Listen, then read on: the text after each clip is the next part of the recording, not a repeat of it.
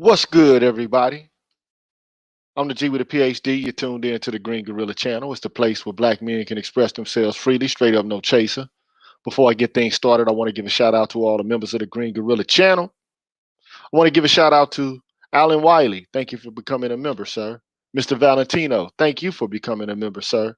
Jason Hills, Final Watcher, and Black Men Being Brutally Honest, thank you for becoming new members.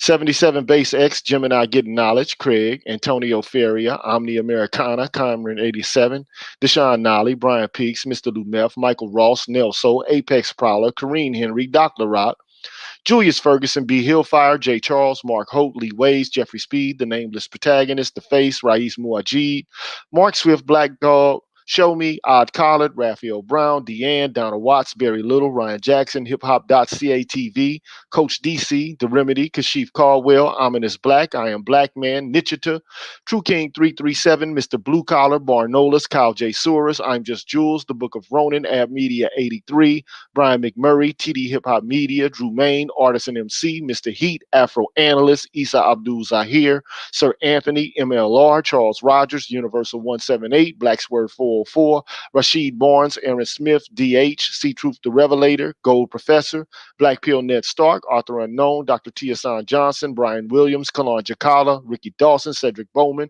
True 7360, BK Born Shaheed, James Washington, Hostile Adeb, Seven Coast Dojo, W. Pereira 1, Roguish the Billmonger, I Care, BGS Ibmore, Marvin Battle Jr., and I can't forget my brother Forrest Windu, may he rest in heaven. Soul Pen, Anu 219, Pursuer Prisoner, Taz, Quake 217, S. Haywood, Dragon 59, Supreme Ibmore, Adrian Hicks, Jay Bailey, Mr. Michi Momal, William Ruffin, and Asangwa. Thank you so much for being members of the Green Gorilla channel. I appreciate all your support. And today I want to add my brother Sand Dog to the stream. What's good with you, bro? Routine, what's good with you, man? Man, routine. What's happening with you, man? What's going on in the much, UAE? man. In the wee early hours of the morning, man. Being a dad, Man, how's the baby, man? man, she's great, man. She's great. She's with us now, man. She's a Green Gorilla fan. There you go. She's a gorilla in the mist, baby. A gorilla in the making, baby. You know. Funny enough, man, I've already started reading her Plato's Republic. Oh, have you? Yeah. That's dope, man. You know, I read Plato's Republic to my first daughter, man, when she was an infant, bro. You know, yeah. Amongst other things. You know, I just wanted to get her acclimated with words and you know, acclimated with some thought that's considered to be the cornerstone of Western culture. So it's a classic, man. It's a masterpiece. In fact, have you read it before? Yeah. Okay. Yeah. That's a dope book, man. Yeah, man. You know, they say that you know, that philosophy in and of itself is nothing more than a footnote of Plato. I think Hegel said that. George Wilhelm Friedrich Hegel, another philosopher, man. But yeah, man, that's a dope book, man. It covers everything. You got the social contract tradition there already. You have the precursors to communism there already with the guardian class, because they're not supposed to own property and they share everything in common if they're warriors. You got the division of labor there. You have a critique of society insofar as, you know, the people don't want things that just sustain life and that are just healthy and pure. They want things beyond that. And so that creates the need for a warrior class, which creates the need for a whole bunch of arts and sciences that would have been unnecessary. You know, they don't want the shirt. They want the polo shirt. They don't want the good food. They want cupcakes and Twinkies. You know, facts. But you know, The Matrix, the movie, is loosely patterned after Plato's Republic. A lot of people might not know that, but it is. Yeah. So, yeah, man. So, man, what's the you know, you came to me on Facebook and you said, "Dog, I want to talk about balancing the equation or balancing equations." And you know, what do you mean by that, bro? Well, you know what, team? You know, especially, you know, when we talked about, you know, morality and morality being a construct. And the thing is that in today's world we see the fact that the pendulum is swung far in one direction, right? We're talking about balance. And so the question or the conversation I wanted to pose to you today is that are the reason why we're experiencing the things that we're experiencing, whether it be, uh, feminism, things from the far right, is it because in society where there have been inequalities, the pendulum has to swing far to one side or the other before it could come back to the middle? Okay. You know That what I I'm saying? mean, I get what you're saying, but elaborate though, so the people Okay. and the You know people what who are I'm saying? listening can make sense of it. So let's say for example, like when we talk about the treatment of women, right? So for us Islamically, right, it says that men are the maintainers of women and children. So if men have centuries records of being unjust to women and children, right, and then you end up with movements like feminism that go from equal rights all the way to emancipation from the family structure, where you're going to break the social contract, right? Is that a result of the previous centuries of unjust treatment? And now the pendulum has to swing all the way to that other end before it could come back to the middle. Boy, that's a scary thought, man. Because how long will it take for the pendulum to swing that way before we can get to the middle? Or Yeah. and then also you have to think, was there or will there ever be a middle? I mean, Hmm. we strive for balance, but I don't think this culture is based on balance to begin with. But that's just my thoughts on it. But Again, but that could also be a part of the discussion, because remember before, when we talked about money, right? So for example, it's back to what you were talking about, how Marxism, right, is a critique in a sense of capitalism, right? So what would be, so for example, at some point, like when you, like I said, so for how we talked before, if you look at it in terms of the equation balancing itself out, right? Again, when you look at capitalism, right? Capitalism's first product is slavery, right? And then born, then born out of that slavery, it's the institution of racism, right? And so many would argue that no other system of finance or economics or whatever you're going to label it has done more to boost everyone's monetary potential than capitalism. But if it's at the expense of a particular group of people or a segment of society, at some point you're going to have to pay the piper. You're going to have to pay the devil his due. So, again, not just the devil, but also the segment of society that was wronged by it in order to enjoy this thing called capitalism. right, right. I understand what you're saying. So you think that feminism is a byproduct of the gross injustices that have been done to women for centuries.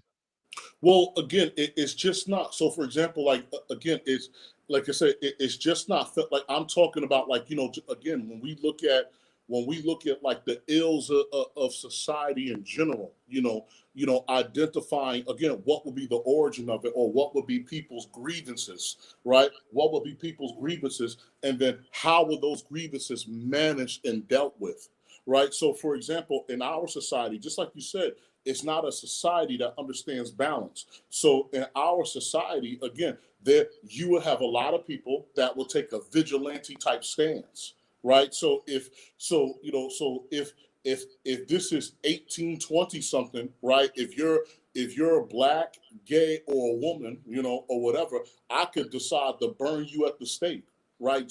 Simply because, again, I'm believing whatever it is that I'm believing. All right. And now you fast forward to 1960 or 2020, where the environment is different, morality is different, and now you have to come back and pay the price for this stuff. Right. You know, But I got several thoughts about this, but yeah, keep expounding though. I yeah. want people to get where you're coming from. Okay, so let's say for example, so okay, and let's talk about it. So for example, when you look at the plantation, right, and slavery. So now that you have the plantation and you have slavery, now that you've allowed this particular evil into your society, you're back where you started, right? You were looking, you were looking to leave the cruelty of serfdom in Europe, right? So you Mm-hmm. were looking to leave the cruelty of serfdom in Europe. And so now I have these group of people called Africans and Native Americans in this new place that we want to eventually name the United States of America, and I'm making them subject to the same things, right? And so now you fast forward, I got kids working in coal mines, right? I have workers who are who are taping cigarettes to their arms and burning them to the ends of the bud so that they could stay awake, so they could work 2 days straight unless they get fired by somebody else. Or the fact that you have to unionize and put together labor unions to have things like weekends, right? So there's a direct correlation. There's a direct correlation between allowing chattel slavery to how a lot of the corporate world functions today, right? And so again, because human beings may lack foresight for certain things, you may say, okay, well, I got these black people, they're an unwanted population. This is what God said that we should do with them, right? But also you yourself will eventually suffer the same consequences as your neighbor, right? So it's the same thing with the drug epidemic. The drug epidemic hits, there's deindustrialization, then you get all the problems from the black community that comes out of that, and increase of single parent homes, increases of crime, etc. And then you fast forward to it, and then what do you get? You get a pharmaceutical drug epidemic that's also killing people just the same. Right, I get it. So it's almost like a karmic principle that you're thinking about here. Yes, Uh, it's as you put it out there, it comes back to you. What energy you put out there in the universe, eventually it'll come back to you. yeah, If you're nasty, if you're self-aggrandizing, if you're vicious, that viciousness will return upon you at some point. correct. But here's the question, right? And it's interesting because you talked about Plato's Republic, right? Yes, Now, one of the things you got to know about Plato's Republic is that the first thing Plato does is, he tries to define what justice is, and then he says, "Look, I don't know how to identify it in a society just yet, but maybe if we can look for it." No, no, I mean the individual. I'm sorry. So he says, I don't really know what justice is in the individual, but maybe if we look at something larger, like an entire society, maybe then we can begin to define exactly what it is in the individual. Okay, so I almost flipped it and did it the wrong way, but so then he goes to look at a society, and they really actually construct one. Just it's a hypothetical state, right? Uh, and they create a whole set of classes. There's the wage earning class, there's the guardian class, and then there's the philosopher kings, right? yes, And what he argues is that for justice to obtain in the state, the wage earners have to do what they do, the yeah, warriors and the guardians have to do what they do, and the philosophers have to do what they do, yeah, and none of them need to meddle in the affairs of the other classes. Okay, because if you get wage earners trying to be philosophers, they're not going to do the job in the appropriate way. If you get warriors who are earning wages, then they're not going to be dedicated and devoted to protecting the state. They're going to be worried about money, so they're going to be more of mercenaries and wolves than they are going to be shepherds of the yes, people. And so what he says is that you need people with noble souls who are not really in it for money. The thing that they adore most is the truth, and those people ought to be at the head of state, right?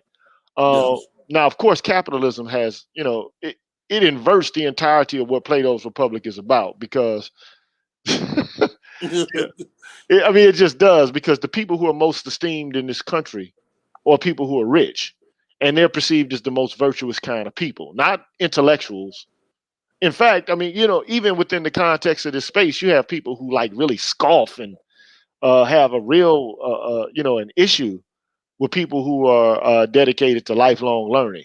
Now, it's odd to me. I don't really understand that, but uh, I mean, there are people who think that intellectuals are useless. Okay, but at any rate, I mean, the whole notion of justice for Plato is centered around balance. Okay, and if you look at like the ancient Kemetan civilization, one of the principles that they operated under was the principle of maat. You know what maat is, right? Yes, correct. Yes. So it's Yeah. it's the principle of balance. Okay. Now one could argue that Western culture, I mean, from the beginning, even in Plato though, is imbalanced. Yes. Okay. The Greeks had a patriarchal society, and they subjugated women heavily. Okay. Aristotle, who was Plato's student, basically asserted that women are deformed males. Literally. I mean, literally, that's what he says. Okay. Yes. And thank you, Extended Clips. Appreciate your donation. And thank you, Very Little, also for your donation, man. Thank you. I appreciate y'all. So, and I dig the idea of balance, and I also dig the idea of karma, that you get what you put out there, right? Yeah. And but here's the question: what the hell did black men do to deserve this animus that they're receiving, bro? That's Yeah. that's the question I'm asking is, what did black men do to Oh, deserve this? well, at least to my knowledge of history, I'll tell you. I'll tell you what, to my knowledge of history, what ended up doing what they deserved is, again, we have the concept of evil eye, right? So again, what between Europe, Arabia, and the world over, the riches of Africa became known. So when Mansa Musa went to Hajj, right, he he was throwing gold all over the place. He threw around so much gold to the point that it disrupted the entire economy. Right, right. I understand. I get it. I get Yeah, it. and so from that point on, I think, ultimately, I think for black men, ultimately, what you did was you broke a few of the 10 crack commandments. Yeah, You know, yeah. yeah, man. So you ended up breaking a few of the 10 crack commandments, and so here it is. Because you got to remember, right? You got to remember, here it is. The rest of the world is sitting on scarcity compared to you, right? So during that time frame, what, talking about the 14th century, Europe was on the cusp of imploding. Yeah, You know yeah. what I'm saying? During that time. So it was a thing of, so like I said, it was a thing of sink or swim. So ultimately what happened, so ultimately what happened was that, there were a lot of people who either saw the wealth of Africa, seen it flaunted, again, heard of it, and then as a result, they came there and did what they had to do. And then the rest of it in history, or all the epistemic violence or the intellectual violence that you get, is nothing more than justification for them doing what they did. Right? So whether you're going to pull out of the book of Genesis the curse of Canaan, right, or the curse of Ham, so to speak, right, that we were cursed to have black skin, and the older brother is to serve the younger brother, et cetera, et cetera, et cetera. All of that was nothing more than excuse to inhumanely come and take the wealth of that continent or from that particular group of people. Yeah. You know what I'm saying? But that's what I'm trying to say. And so what I'm trying to tell you is that has a karma. So for example, when you look at the war on terror, right? And then you go to these places, you're bombing people, you're shooting them up and everything else, or whatever. And then they have their radical groups that are trying to resist it, and you got all the drama. And then what happens in America 10, 20 years later? You get mass shootings. Right, right. You know what That's I'm saying? why, that's put it this way. They say a threat to justice anywhere is a threat to justice everywhere. Yeah. And if you let sickness fester in one area, a pocket of your social body, then that has, the possibility of incubating and exploding elsewhere throughout the world. I mean, you even saw this with this so-called this COVID virus. Okay, Yeah. like if because we're all interconnected now, especially now. I mean, people are moving back and forth across the globe at breakneck speed. Yes. The jet, uh, modern day ships. Uh, so we're able to traverse the planet at a rate at which we've never been able to do before. So different people across the globe are coming into contact with one another, and ideas spread, diseases spread, uh, people spread. So Yes. yeah. So I like the idea. Um, But I wonder if we've ever been at equilibrium. That's the only question I want to kind of interrogate you on. Is Yeah, but that's the thing, right? Because remember, God, there is an equilibrium, right? Because the equilibrium, and I mean, again, that's a whole nother rabbit hole unto itself. But the equilibrium of it is simply the rules of God and nature, right? You know, so it boils down. So it boils down to the rules of God and nature, and this is where the balance is, right? So for example, like when you get into the enslavement of Africans in the United States, and then you get to a statement that we hold these truths to be self-evident that all men are created equal. And fast forward 100 years later to Martin Luther King from the Emancipation Proclamation, and Martin Luther King is giving a speech, right, telling America, listen, if this was China, I wouldn't be up here because China didn't promise this, but somewhere I read, right? If this was some totalitarian or state, I wouldn't be up here. But somewhere I read, right, that we hold these truths to be self-evident that all men are created equal. So at the end of the day, if the planter class, the slaver class, white, or whatever you want to call it, never wanted black people to be free, sad and most unfortunately to them, they put the words of God into many of their documents, and ultimately, somewhere I read, and then that leads to your unwanted population or your undesirable population eventually being set free. get you. I mean, these ideas, uh, give birth to people to use them and to say, well, those sound like good words, but you're not actually living up to the ideals and the words that you put forward in your own constitution, Correct. especially as it pertains to us. You know, Correct. But that's what I'm trying to say. And so ultimately it was a forced hand. So now you get into the 1960s, you're at war with communism, right?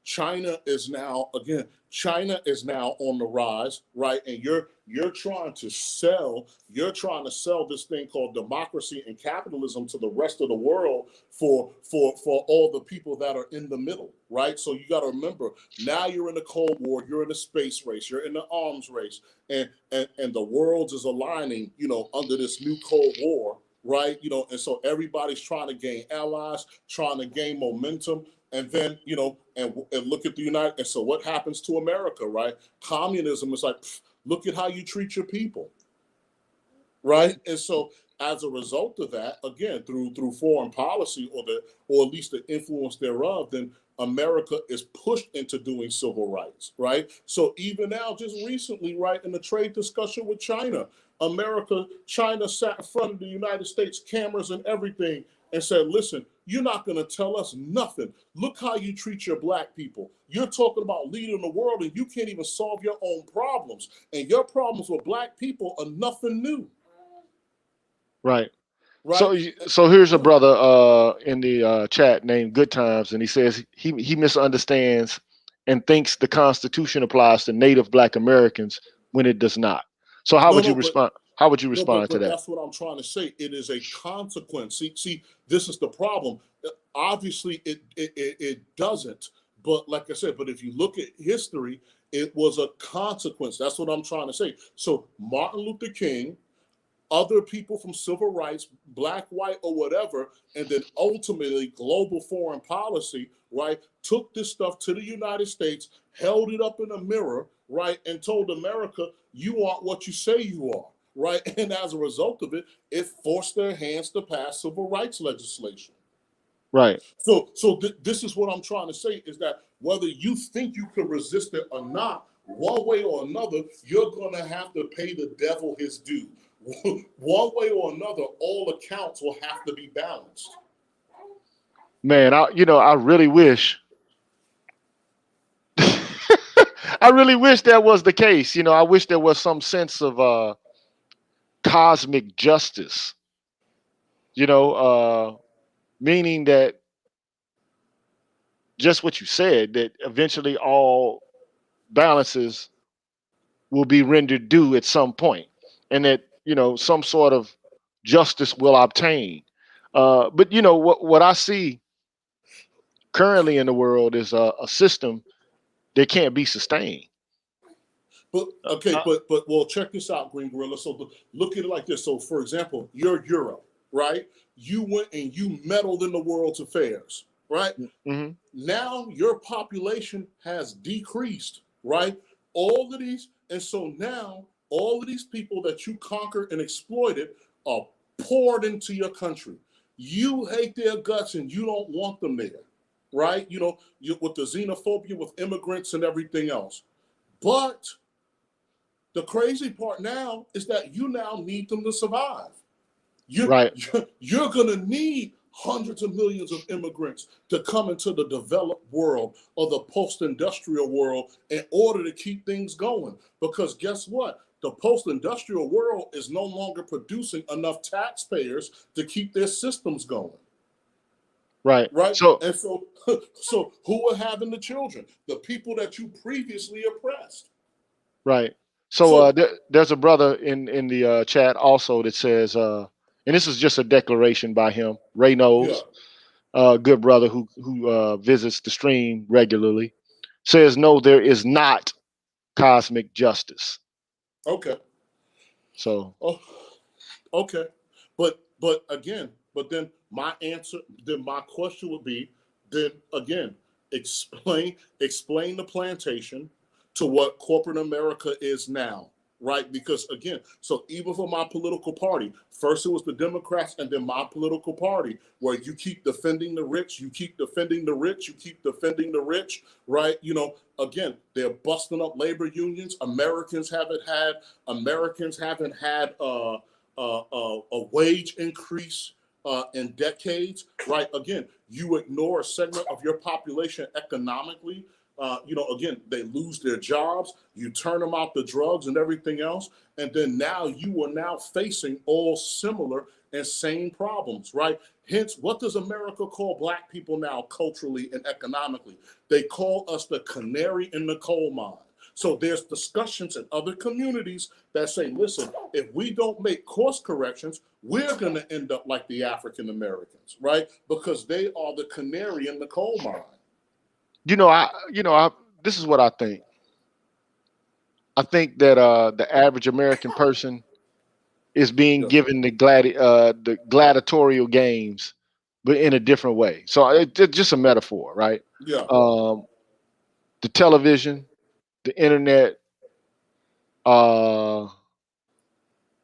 just things that distract us, so that we don't point our attention to injustice that exists, or injustices that exist in the nation in which we live. Now, every now and then people pay attention and they go up in arms, or, they might hit the streets. But most Americans, man, are not really attuned to justice. And when they do think about justice, they only think about it in terms that are given to them by popular media, or the right, the left. This is a problem to me. As an intellectual, I think it's very problematic to only see things in black and white.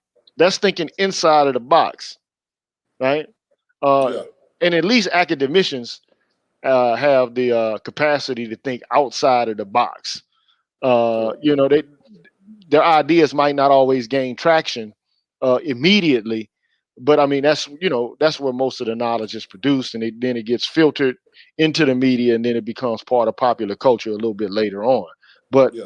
um, Because see, Green Gorilla. So, for example, even for the brothers there, part of the karma in the sense that the black man is seeing is his particular responses to the problems that he's facing. So, for example, let me make this quick case. So, for example, a lot of things in life are about your response to them. So, and I told guys this on the previous panel. So we all know that Sandog is, Republican, etc. But I will tell most African Americans the real solutions, right? The real solutions that would have helped facilitate change, right? We didn't want them. Because you would have, to your very point, you would have to think beyond capitalism. You would need things that have a completely different social, ideological, and cultural context to them. So when you look at Marcus Garvey, right, again, that was not something we wanted as a whole. So like even, and I was saying this in the previous panel, technically speaking, for African Americans, when you talk about political party or schools of thought, you should either be a Garveyite in the Nation of Islam or a Black Panther, right? Technically speaking, those should be one of the things that you have. So let's say, for example, even in terms of karma, right? So back when we had the Black Panthers, right, and the gangs, quote and unquote, were better organized, that's how you dealt with the responses to the stimuli and the environments that you have now. So let's say, for example, when you talk about cops jumping sideways on Black soldiers and everything else. So let's say you're in a part of St. Louis and I'm a cop and I pull that soldier over, right? And you got Sandog, Gigi, and 10 other dudes that are Black Panthers. And we all packing that heat and we watching that officer and we're like, yo, do your job, man, but calm down, right? So his response and how he engages you will be completely different. Oh, true. You know what I'm saying? So his response and he engages will be completely different because a lot of people think that when I talk about cosmic justice, I'm talking about morality. No. I'm not, like I said, I'm not, when you talk about balancing, an equation, it's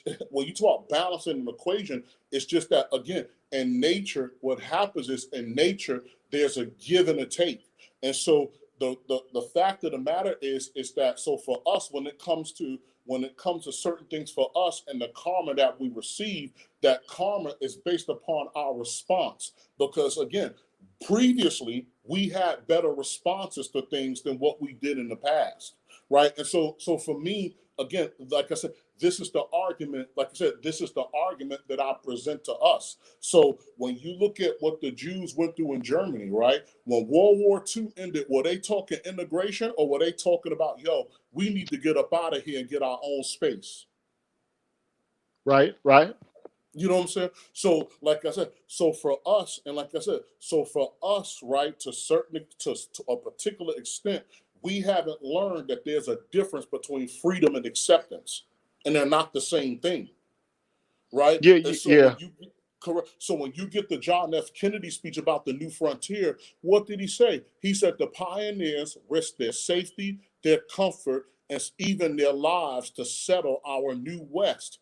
And so when I get into debates with other brothers, and I'm like, we left the plantation, became Buffalo Soldiers, fought the Native Americans, fought in the Civil War, fought in World War I, fought in World War II, right? All of that and expansion of this particular empire. And you're telling me that none of that labor, none of that risk could have gone back to Africa and making adjustments there?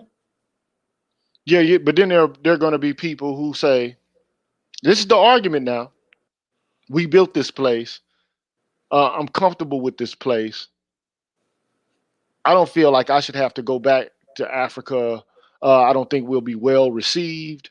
I don't think that I should forego the comfortability of my life here in exchange for what I don't even know is going to occur. When were you ever comfortable here? I mean, that's a good point. well, hey dog, I'm playing devil's advocate. You know, I mean when that. were you? But that's the point. When were you ever? But that's the argument. When were you ever comfortable here? And that's what I'm saying. So again, when you talk about, dealing with bullshit because it's familiar, right? Is that really is that really comfort, or are you keeping yourself in a messed up position over fear of the unknown? Because because at the end of the day, when those Europeans got on the boat and they came and did what they did, right? They had to face the unknown. Right. So the question of, well, should slavery expand into the new territories and manifest destiny? Right. A lot of that was, so again, to even carry out manifest destiny, a lot of that was doing what? Facing the unknown. I mean, I have to admit that my father, man. So I speak to my father regularly, okay? Yeah. And a lot of guys don't have fathers. They don't have older men to speak to. Yeah. And that's unfortunate. But I don't want to go too far off on a tangent. That's one of the reasons I think a lot of black men are disrespectful to each other, is because we don't have any initial respect for fathers. I mean, so that carries into not having respect for men in general, right? Because put it this way, if you're born into a tribe of people, right? Yeah. And you go through a rites of passage and you become one of the men in that tribal culture. Yes. There's no room for disrespect. There's a hierarchy there. You don't just get to say to individual men, you know, fuck you, nigga, you ain't shit. No, you went through the same thing that man went through. That's like me calling another bruh, you know, you ain't shit, when he's going through the same rituals and ordeals that I have. Correct. You get what I'm saying? Correct. And so, yeah. and so, yeah, and so, but on the, I went on a tangent, but I mean, it seems to me, man, we live in a world, man, where the balance, the balance is, how can you get balance back to balance when everything that we're doing is out of balance with nature in general? Or so one could argue that this is the curse of civilization to begin with. Like, so you know the story of the Garden of Eden, right? Yes. So man was in paradise, right? Yes. There was nothing that he wanted for. There was no pain. I mean, this is all metaphorical as far as I'm concerned. Okay, I'm not postulating the Garden of Eden as some sort of metaphysical reality. I think it's allegorical in the sense that, okay, man is never satisfied. Even when the conditions are perfect, he'll want more or want something excessive to the point where it becomes corruptive. Okay, Yes. It's like eating a meal, but instead of eating enough, you gorge yourself and it creates an adverse impact. Yes. Or it's like having alcohol in front of you. Instead of drinking moderately, you just smash the whole bottle. Yeah.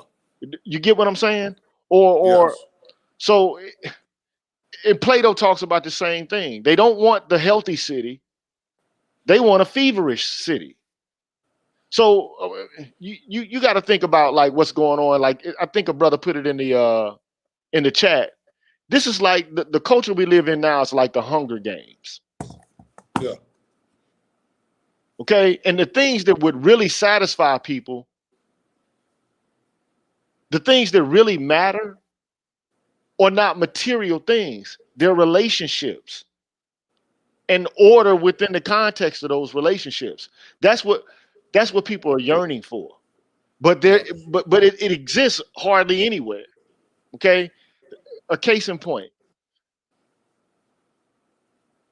You have right now a situation in which an entire culture of women would prefer careerism over family life. Yeah. Now the question becomes, in what context does that really make sense? Okay, so there are women right now who are foregoing families in order to go to work. Mm-hmm. Now, work, I mean, human beings have to work to eat and to sustain themselves, but human beings don't have to work for $250,000 houses. I mean, one can argue people do that in order to, demonstrate their worth to other people. You get what I'm saying? Or they do so in order to demonstrate that like they're part of a higher class of persons than other persons. Yes. You don't need a 500 SL Benz. You buy that Benz to demonstrate that you're more valuable than someone else. Okay?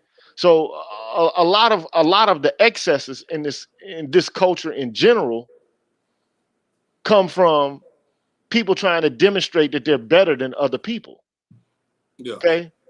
But what happens? What is the result of that? Do you get what I'm saying? So what I'm trying to do is say there's excess everywhere. There's no balance anywhere.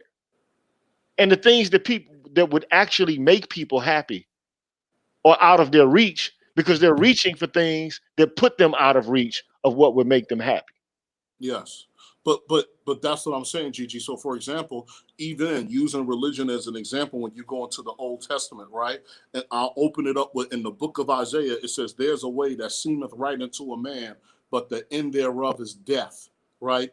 And so now you go back to the Jewish tribe of Ephraim and you get Saul. And so during this time, the prophet Samuel, peace be upon him, was alive. Right. And the people, the Jewish people said, they petitioned to the prophet, tell God we want a king just like the other nations have. And Saul was like, you're living under God. Why do you want a king? And they kept begging for a king, begging for a king. And then finally, God was like, yo, let them have, they don't want to live under me. Let them have their king. But know this, that king will come and he will take their land and he will take the best of the land for himself and then divide it up between him and his attendants. Then that king will take your horses, right?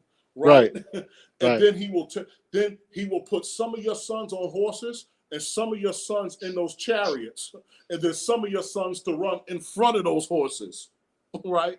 Again, on his behalf. And again, and they ended up with the king again, and they ended up with the king, and the rest is history. Right. So for human beings, like, and that's what I was trying to say, is that ultimately, and I know that there are people that laugh at me, but ultimately, like I said, the balance of things is God and nature itself. And so what happens is that what does God do? And I'm going to replace God with the term called discipline. So when you talk about, they want the feverish city, again, so how do you have society when your citizenry lacks discipline? Yeah. Yeah. You know what I'm saying? And this is again, and like I said, and this is where, the problem is, because when you have high prosperity and your citizenry lacks discipline, then your society is in decline, because that's decadence. Yeah, I mean, and Plato says this very thing. Because Plato hated like this kind of construct, the society that we have now. I mean, he wanted an aristocracy. Okay, that's what he wanted. Okay, Yeah, but one that was working for the benefit of everyone, not just a few people. Okay, yeah, but this society says that sovereignty doesn't lie in anything objective, but it lies in every individual being able to dispose of himself as he sees fit, or yeah, herself, because they've been included into the same kind of contract uh, as men now. Okay, but going back to what you said earlier, because I went off on a tangent, but black people, particularly black men, for so long have not been able to be autonomous within the context of this society there's a real yearning to actually have some semblance of power. Okay. Yes. And your argument is we'll never find it here. Well, We here's have the to thing. wait, but before I'm listening. you chime in, you're saying that we have to leave and establish a territory of our own. So it's almost like the Nation of Islam, like or Garvey. So the idea is you want to partake in this system, but you really actually can never be autonomous within the framework of this system. But Yeah. here's the odd thing, and this goes back to my father and the conversation that I was having, and why I went off on the tangent that I did. Yeah. My father said, "Man, you got black kids in Chicago right now. They don't leave; they're part of the city, Hmm. and within that city, like part of the city, they don't leave their own blocks." So okay, so I got my father. I won't say he was a Rolling Stone, but he's got 6 kids. Okay, he's got two Yeah. girls and 4 boys. Okay, 2 boys live on the west side of Chicago. One lived on the south side. Okay, they visit each other, and they always have visited each other. It's not like there's some sort of fissure or rift between the brothers or anything like that at all.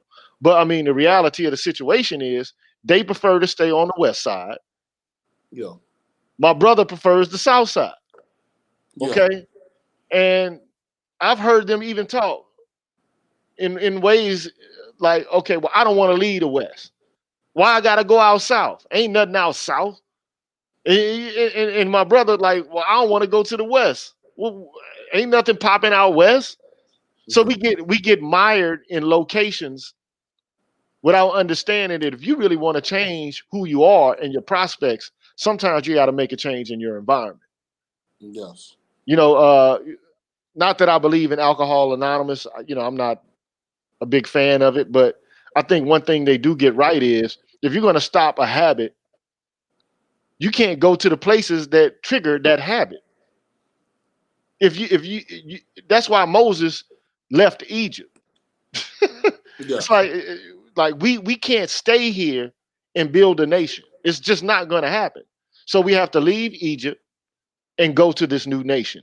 That's what the contemporary Israelites had decided, about their venue in Europe. They were like, okay, well, we can't stay in Germany. We can't stay in Eastern or Central Europe. We have to leave. Yes. Okay. And it just so happens that I think their regime in the Middle East is oppressive. Uh, that's Yeah. just my viewpoint. Um, but yeah, uh, we don't want to leave. This is the thing that's been really bugging me about us is that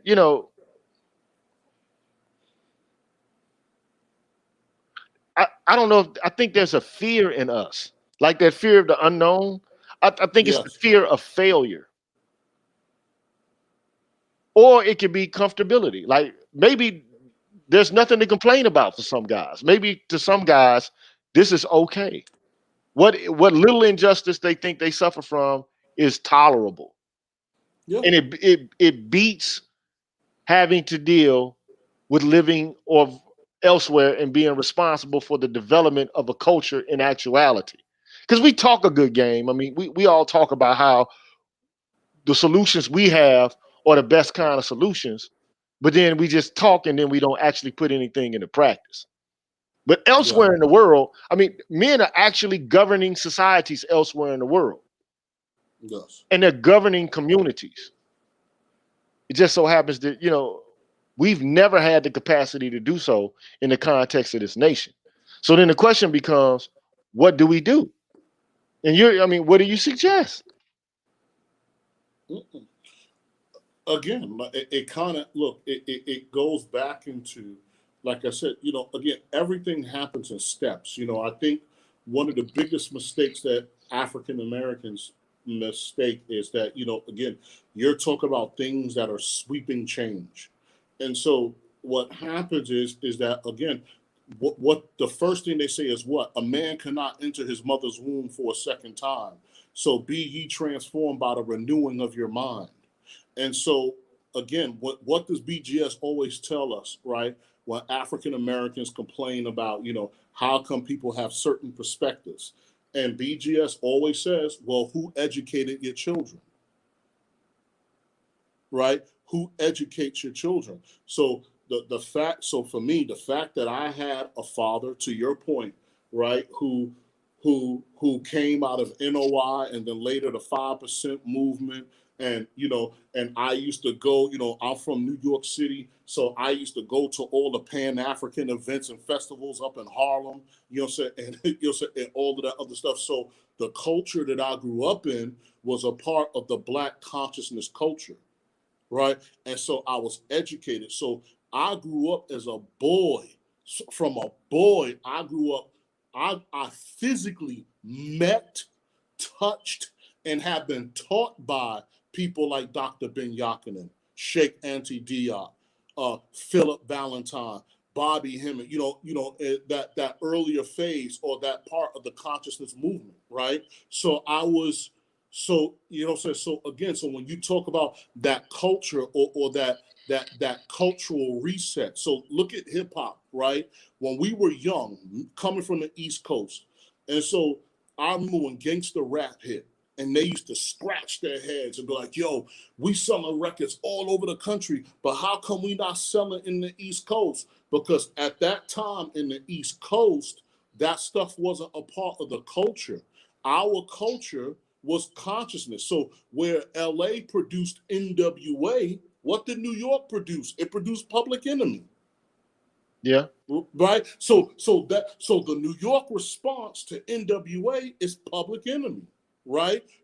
Public Enemy, X-Clan, the Native Tongue movement, Queen Latifah, ladies first, ladies first. Whereas in other parts of Black America, that music and that vibe and all of that stuff was completely different.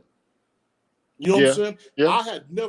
I never heard of like 8 Ball and MJG and Pimp C and all those dudes, not until I went to college in the South.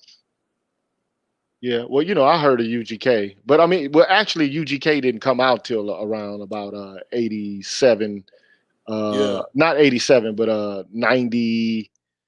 I think the 90s, 90, 91, because I think the first record they had was like A Pocket Full of Stones or something like that. Don't give me, to go and dig through the archives to figure out if I'm being accurate about this, but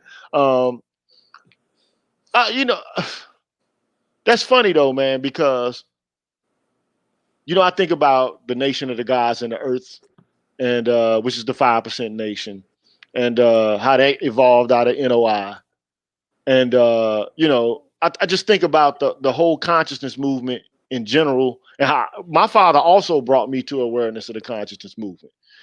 He had Frederick Douglass's quote, "Power concedes nothing without a demand," on the kitchen wall, and every time I would walk in the kitchen, I would see it. And he had Farrakhan playing over the speakers in the house, all throughout the house. Like he had a speaker system set up in every damn room.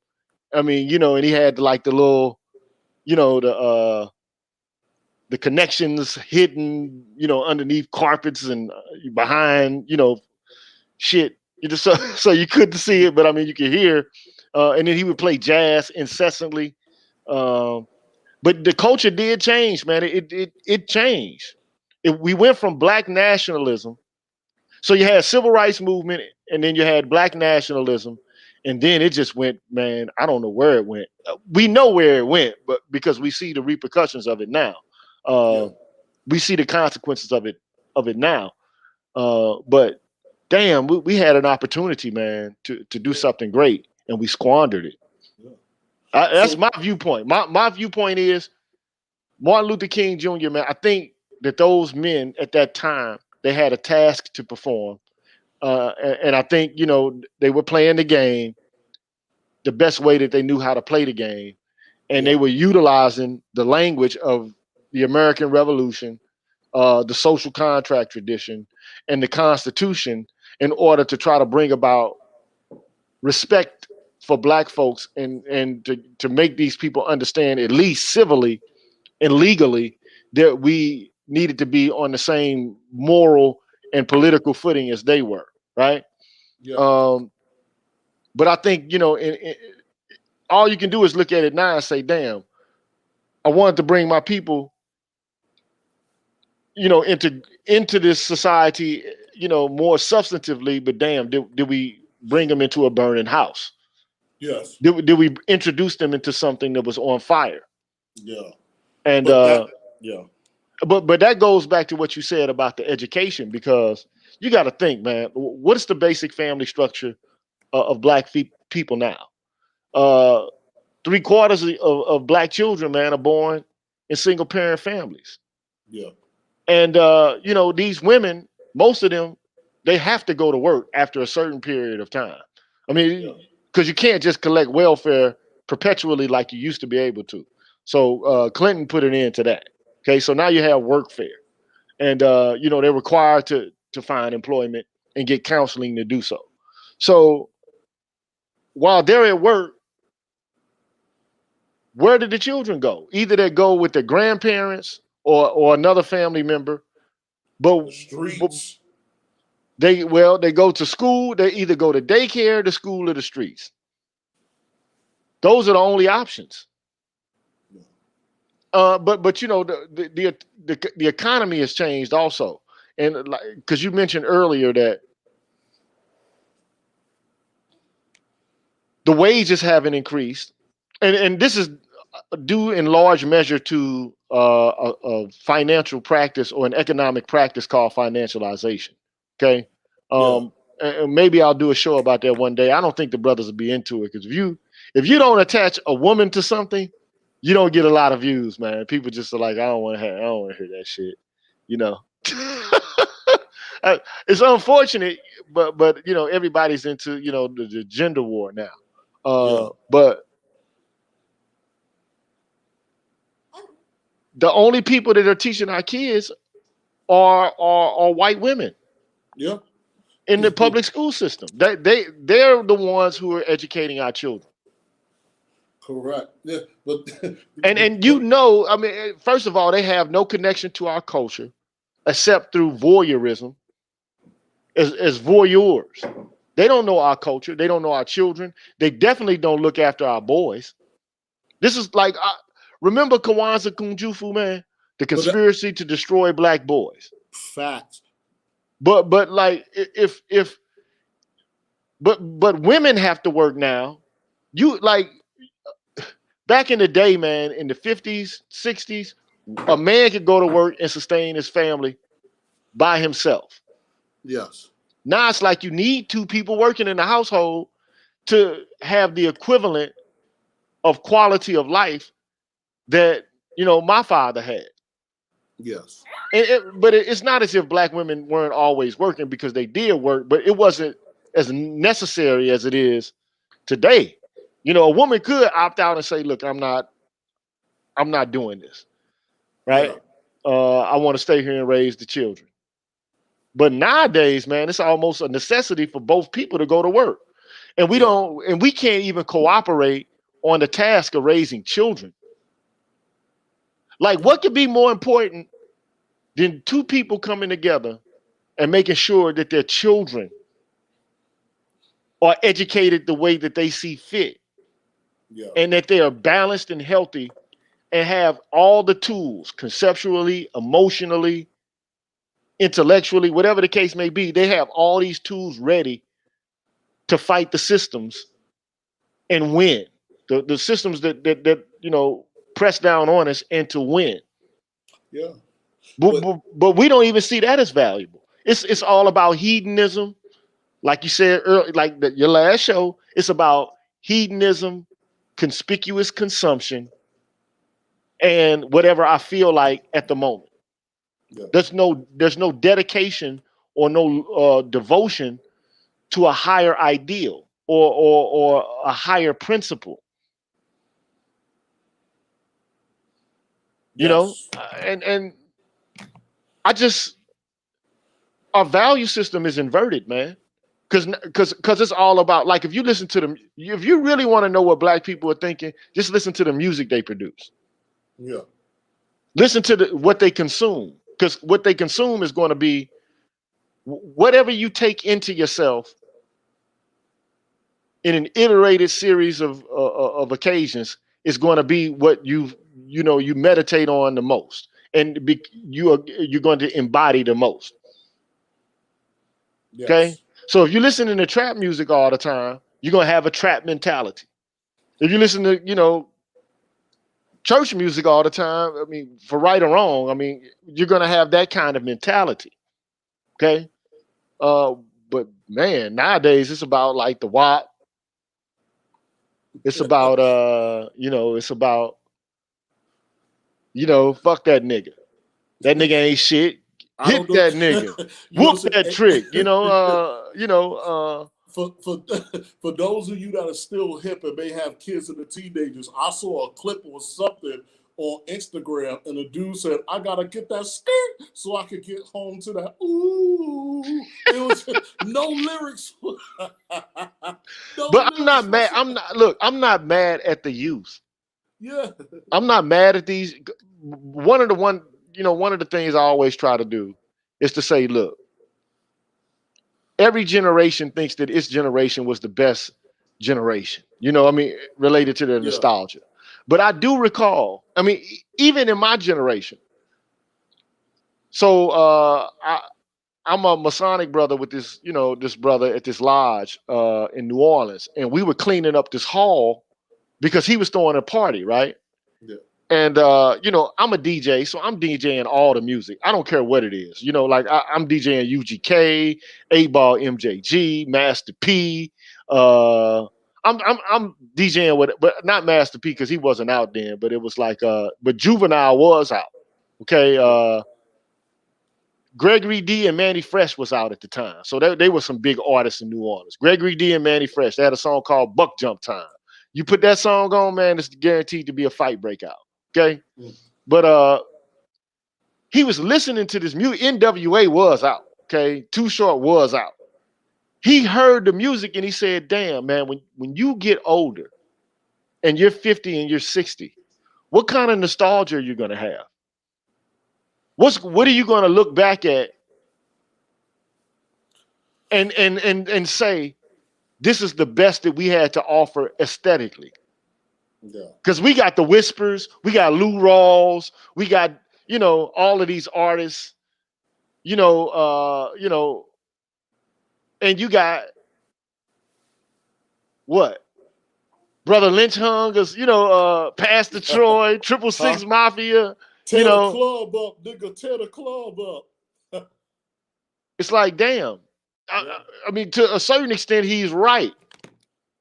We didn't think about it then because, all we were interested in was drinking and smoking and screwing. I mean, you're in college. That's what a lot of guys are into. I was making money though because I was always DJing. But I don't know, bruh. Like, I think he's right. But the music we listen to, man, the things we consume, the popular culture, it's ruined us, man.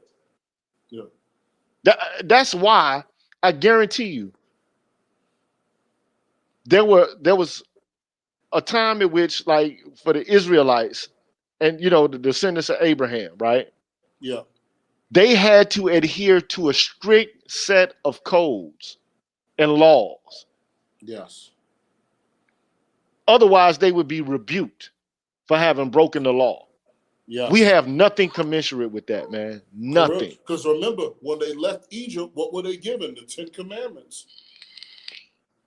Man, we have nothing commensurate with it. We have nothing commensurate with the system other than what the system announces is the most valuable of all, which is to get money.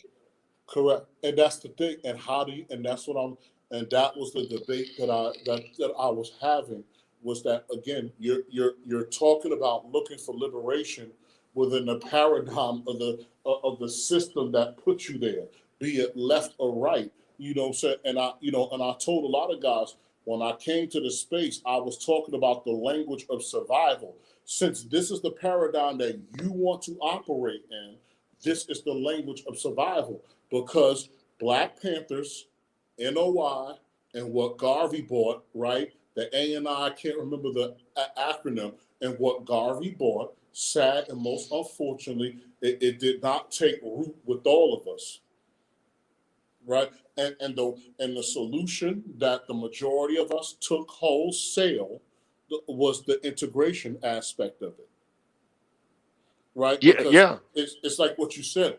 A lot of people were in lure or mesmerized by the materialism. We still Right. are mesmerized by the materialism. Yeah. So because again, so a lot. So I remember seeing I don't know when it was made, but I remember seeing a documentary where there were many of us who thought post civil rights that if I had a Cadillac, if I dressed nice and I did all of this, that the people over town on the other side of town would respect me, and they would see me different because I have the same material things that they have. Yeah, but we all know that that's just false, man. Yeah. I did a show yesterday. I don't know if you had the opportunity to view it, Yeah. but I did a show on a book written by a philosopher by the name of Charles Mills. Yes. And did you see it? The social contract. Yeah, but well, it's the racial contract. Yes. Okay. Yeah. Yeah. So basically what he says is that, look, the social contract is really just, it's a lot of lip service. Okay. These people actually created a racial contract. The social contract is what they say versus what they do. The real contract that they have is a social contract amongst themselves. Okay. But I would even go so far as to say they don't even have a social contract amongst themselves, though. Right? Like they eat each other. Yeah. They Yeah. consume each other. Yeah, Okay. because yes, correct. Because what happens is that you are now of the buffer to blind them from that fact. Exactly. Right? Because if we pick, let's say if I snap my fingers and black people and Latinos vanished from the United States, there'll be a lot of harsh realities to face, because then then you could actually see the system for what it is, right? There's nobody to blame. There are no scapegoats. Yeah. You know what I'm saying? Like I said, again, there are no scapegoats, and at that point, you're going to have certain groups of people that are going to have to deal with each other under those, like I said, under those harsh truths. And so for us, it goes back to, and this is what I'm trying to say. So for us, when I talk about balancing the equation, it's that, ultimately when you're talking about balancing the equation, for us, the reason why our equation is unbalanced is because, again, we lack discipline. We don't have a connected ethos or national interest, and simultaneously, in regards to justice or obtaining justice, our responses are inappropriate. Well, I'm just gonna be honest, man. If men are willing to kill for freedom, there will never be any freedom. That's not, people don't want to hear this. Yeah. Okay. But this is what men do all over the world. They fight and they kill to maintain their way of life and to, circumscribe their territory. Yeah. That's what they do. But that's what I said, Gigi, on many panels. I said, listen, because again, with the exception of UAE, I spend the majority of my time in war zones. For the majority of my adult life, I lived in countries where the bottom fell out the damn floor. And what I've told everybody on every panel, I said, your responses are inappropriate because men who are in your similar circumstances are doing one or two things. If they have the resources to do it, they're doing one or two things. Either they're shooting it up or they're leaving. Hey, look, but I mean, you're a captain in the army, bro. Yeah, well, no, but that's what I'm saying. Well, again, I was in 2006, but but since then, dog, like, I moved around as a corporate guy, like, connected to NGOs and all of these other things, right? And so it's different. When I went to some of these places, I wasn't on a military base. I was out in the environment. You know what I'm saying? You know what I'm saying? With the people getting it from the mud. So I slept in a clay hut.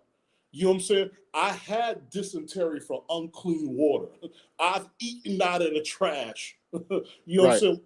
When I had to. And so, and it goes back to what I was saying before with African Americans. Ultimately, America can't be that bad because I have yet to open a 40-foot container and find a bunch of us stuffing in it, right, trying to flee oppression. Well, so here's the deal. Let's just be honest, okay? America is a materially rich country. Yes. And it's primarily rich because of the way that it was established. Yes. Through the expropriation of land, through slavery and colonialism. Correct. That's how this is how Europe got rich. Yeah. And you don't have time for arts or sciences or enlightenment, Aufklärung, whatever, I mean, however you want to refer to it. You don't have time for that unless you have time for leisure, and you don't have time for leisure unless you have resources. Okay, so you don't have arts and sciences when you don't have resources. It just so happens that commensurate with the expropriation, slavery, and colonization, that enlightenment jumped off. Because they lived in the dark ages prior to this. Correct. Okay, and why were they in the dark ages? It's because they had no money, no resources. Okay, but as soon as they got the money and the resources, they had time for leisure. Now you can think, you can breathe. Do you know how difficult it is to live from check to check, and the state of mind that it puts you in? You don't have time to actually sit back and evaluate and to reflect. So it's like we're in a constant state of reaction, living off of our wits. And that's unfortunate, man. But most of America is living like that now, unfortunately. Most Americans, man, can't go 6 months without working. Yes. Not even 3 months without working. This is facts. You don't go to work in 3 months, then the lights get cut off, the cars get repossessed, and the house gets foreclosed, or you get evicted from the rental. Yeah. Yeah. It's unfortunate, man. It's unfortunate. I was having a conversation with this guy from Kenya, and he and I are colleagues, and he was talking about his grandfather versus his life. And his grandfather, traditional African man, a Kenyan. I forget what tribe he belongs to, but that's really not relevant. But he said his grandfather lived off the land and his grandmother lived off the land. They didn't have much, but they didn't have any stress. Not the kind of stress we have. The stress with keeping up. Yes. With the responsibilities associated with bill after bill after bill after bill. And boy, you go to the mall, man. It's reasons that you can have 5 more bills for the next 2 to 3 years. But this is what I'm trying to say. That their answer. So even then, like I said, even in Islam, it mentions that God despises the marketplace. This is what I'm trying to say. So, for example, when you go back into Aesop's fables, right? Remember, I think I said it before with the city mouse and the town mouse. Right? Yeah, I remember that. Yeah, correct. You know what I'm saying? And the city mouse tells the town mouse how great life is in the city. And the town mouse goes back home with her, right? And there's food that they never seen before because the mouse from the country is eating nothing but roots, berries, waters, or whatever. But now I'm in the city, there's cheesecake and everything else. But when I get on the table in the city, all of a sudden I hear the large roar of a cat.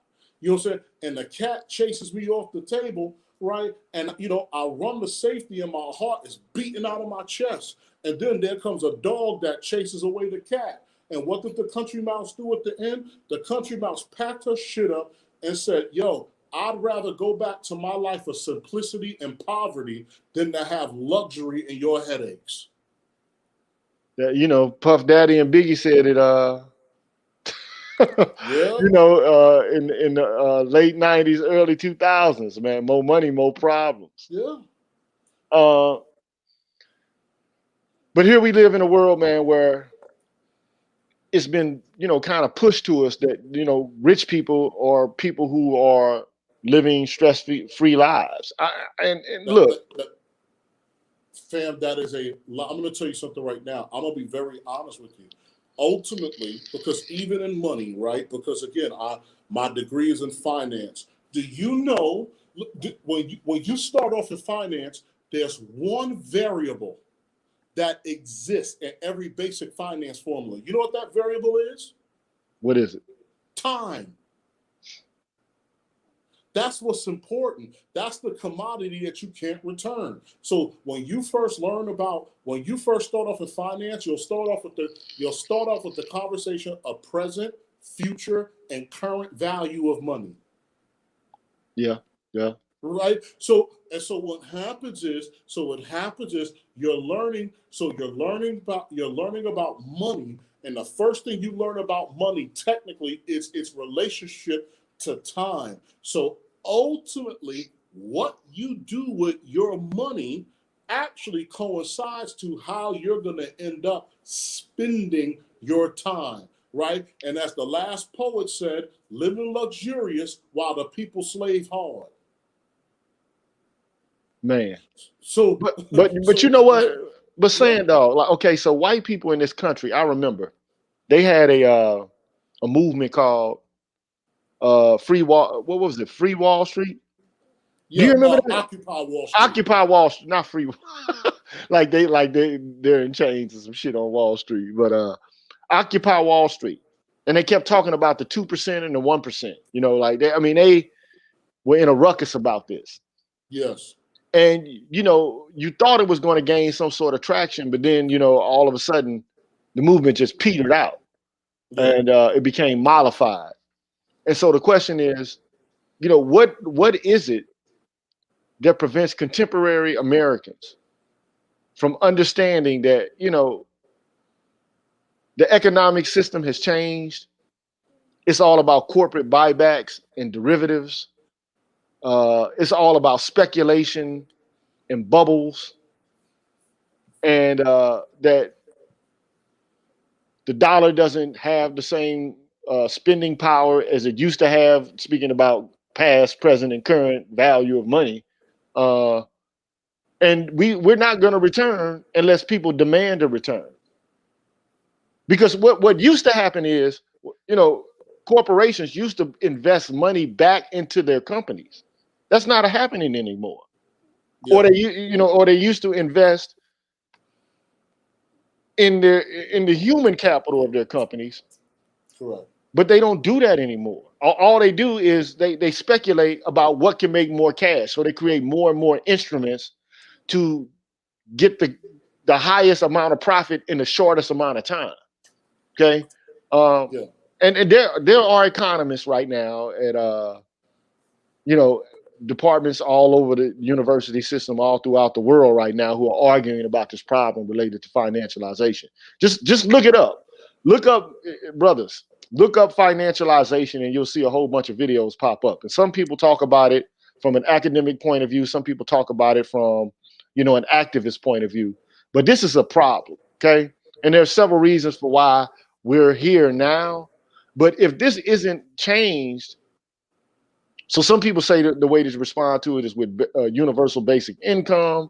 Other people say, well, we need to go back to the system the way it was before. And I think this is one of the reasons why Trump was so appealing to average white Americans, because, he promised to bring industry back and, manufacturing jobs back. And he promised to, jumpstart again the coal industry and, the oil industry, such that America can get back to that, the old ways of making money. But something like that could occur, but it's not going to occur without an investment by the politicians in America. And it's not going to happen without the average American pressing politicians to make sure that they're able to also enjoy the benefits and the boons of the surplus in the markets in America. It just ain't gonna happen. So hold on, I got a super chat. Thank you, Super Tech. Super Tech says I was struggling working in East Oakland, eating microwavable banquet meals. I've seen a lot of people get too comfortable with their situations. When I go back to my old neighborhood, I still see the same people. Man. And look, ain't nothing promised to you in this economy and in this market, man. It's just it's precarious as hell, man. You know? And then anything can happen. Like people didn't expect that there would be a global pandemic and that people would be put out of work on account of it. Nobody saw that coming. But it's here. It's here. I mean, people had to sit in the house for months and months and months without actually going to work. And some people were able to make the adjustment through technology, but a lot of people were not. And we still haven't adjusted for this. Not totally, you know? So thank you, brother Super Tech. Appreciate your donation. Please make sure you subscribe to the channel. Thank you, sir. So yeah, you know, but going back to this thing about balance, man. I don't know, man. You know, you do know that money creates imbalance just innately, right? Correct. I mean, money is not natural. No. Super Tech says way ahead. Thank you, my brother. I appreciate you. Yeah, and so culture first, politics second, and economics third. Says the Democratic Party shipped jobs that hardworking Black American men did to feed their families to mainly China and Mexico. NAFTA, and you know I agree with that. I try to tell people. I did a show on this, and it was about neoliberalism and the Triad Commission. I don't know if you ever recall me doing a show on that, but Yes. it was. But people think it was the Republicans who ushered in, you know, this new system. But in actuality, it was Jimmy Carter who did this. Yeah. And who's the head of the Triad Commission? Or not the Trilateral Commission. I'm sorry. Yeah, the Trilateral Commission. I'm getting old and senile, bro. But yeah, it was Jimmy Carter who instituted neoliberalism. So who's behind the Trilateral Commission? You know, Zbigniew Brzezinski. I think Rockefeller is also behind it. You know, this is some serious stuff, man. It was founded by David Rockefeller, okay? And it's all about ending the New Deal policies. You know, like the average American is getting too much. It's time to go back to the robber barons of old. It's time to get back to good old American capitalism. Atlas Shrugged. But you know, but Fountainhead. But did nothing about the IRS. Man. Any of y'all want to join the stream, man? You're free to do so now, man. If you got any questions for Sand Dog, I know you got that baby in your arms, bro. I don't want to hold you too long. But every time I do speak with you, man, it's a pleasure. But another question I gotta ask you is, bro, like, why are some people, man, on the right so hostile, bro? Like even within the context of this space, man, it's like I've heard some of the most, you know, anti-Black sentiments, man, like I've ever heard. Yeah. Like what is going on with some of the brothers who recently, you know, come to adopt some of the viewpoints of conservatism? And I don't have a problem with that, you know, because I think that as far as I'm concerned, the right has the kind of family values that I would like to see in the Black community. That's just my opinion. But I'll tell you where it comes from. Again, it goes back to, so for example, when you're looking at the state of Black America and you're looking at what's right in front of you, but you don't have a working framework or idea or understand the history of how you got from A to B, then that will be that will be the natural response. Because when I engage other black people, who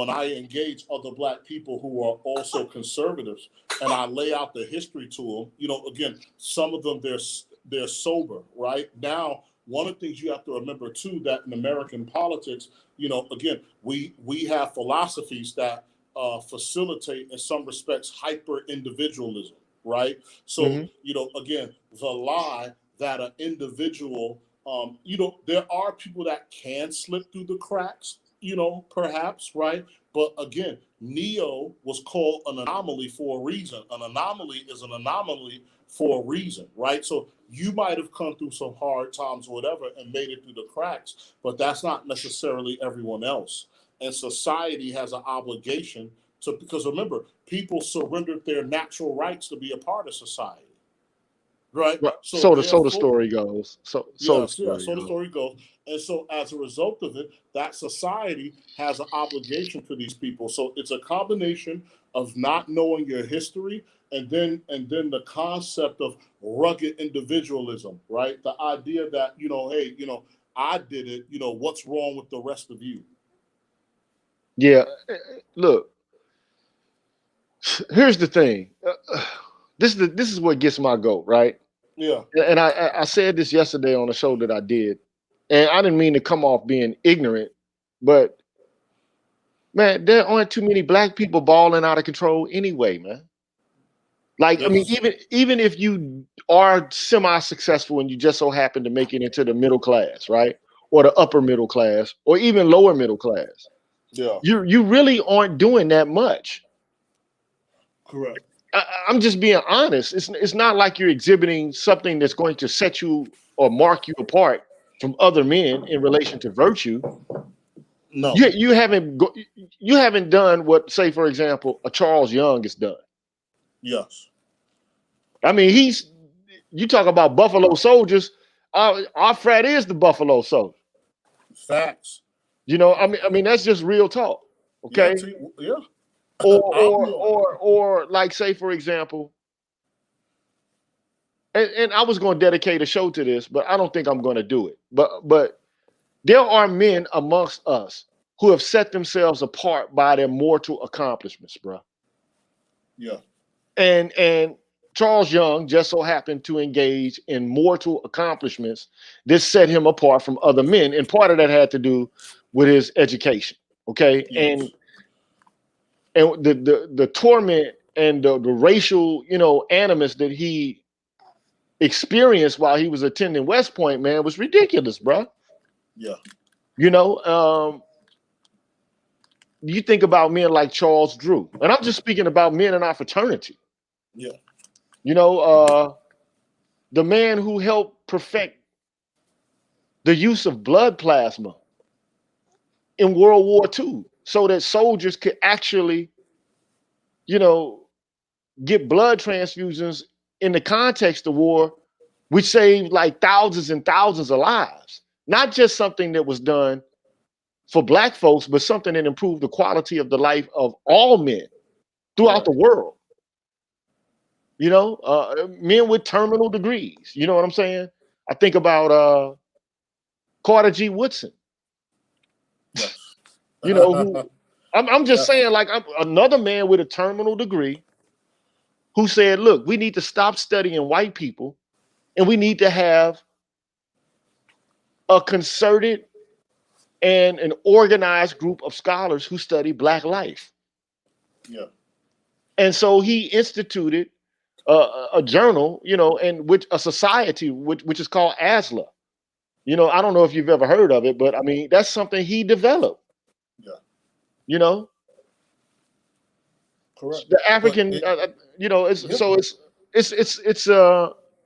he But created that's Negro History Week, which ultimately became Negro, Black History Month. So. Yeah. But that's the thing. But this is what I'm trying to say. And so for us, this is the karma. Because again, like I said, when the children of Israel left Egypt, they were made to wander. They were made to wander the desert. And although Israel is right there from Egypt, right, they were made to wander in the desert for 40 years because they had, again, they had to purge out all that nigger shit before they can get into the promised land. Right? So you know what I'm saying? They weren't worthy of going to the promised Yeah, land just yet.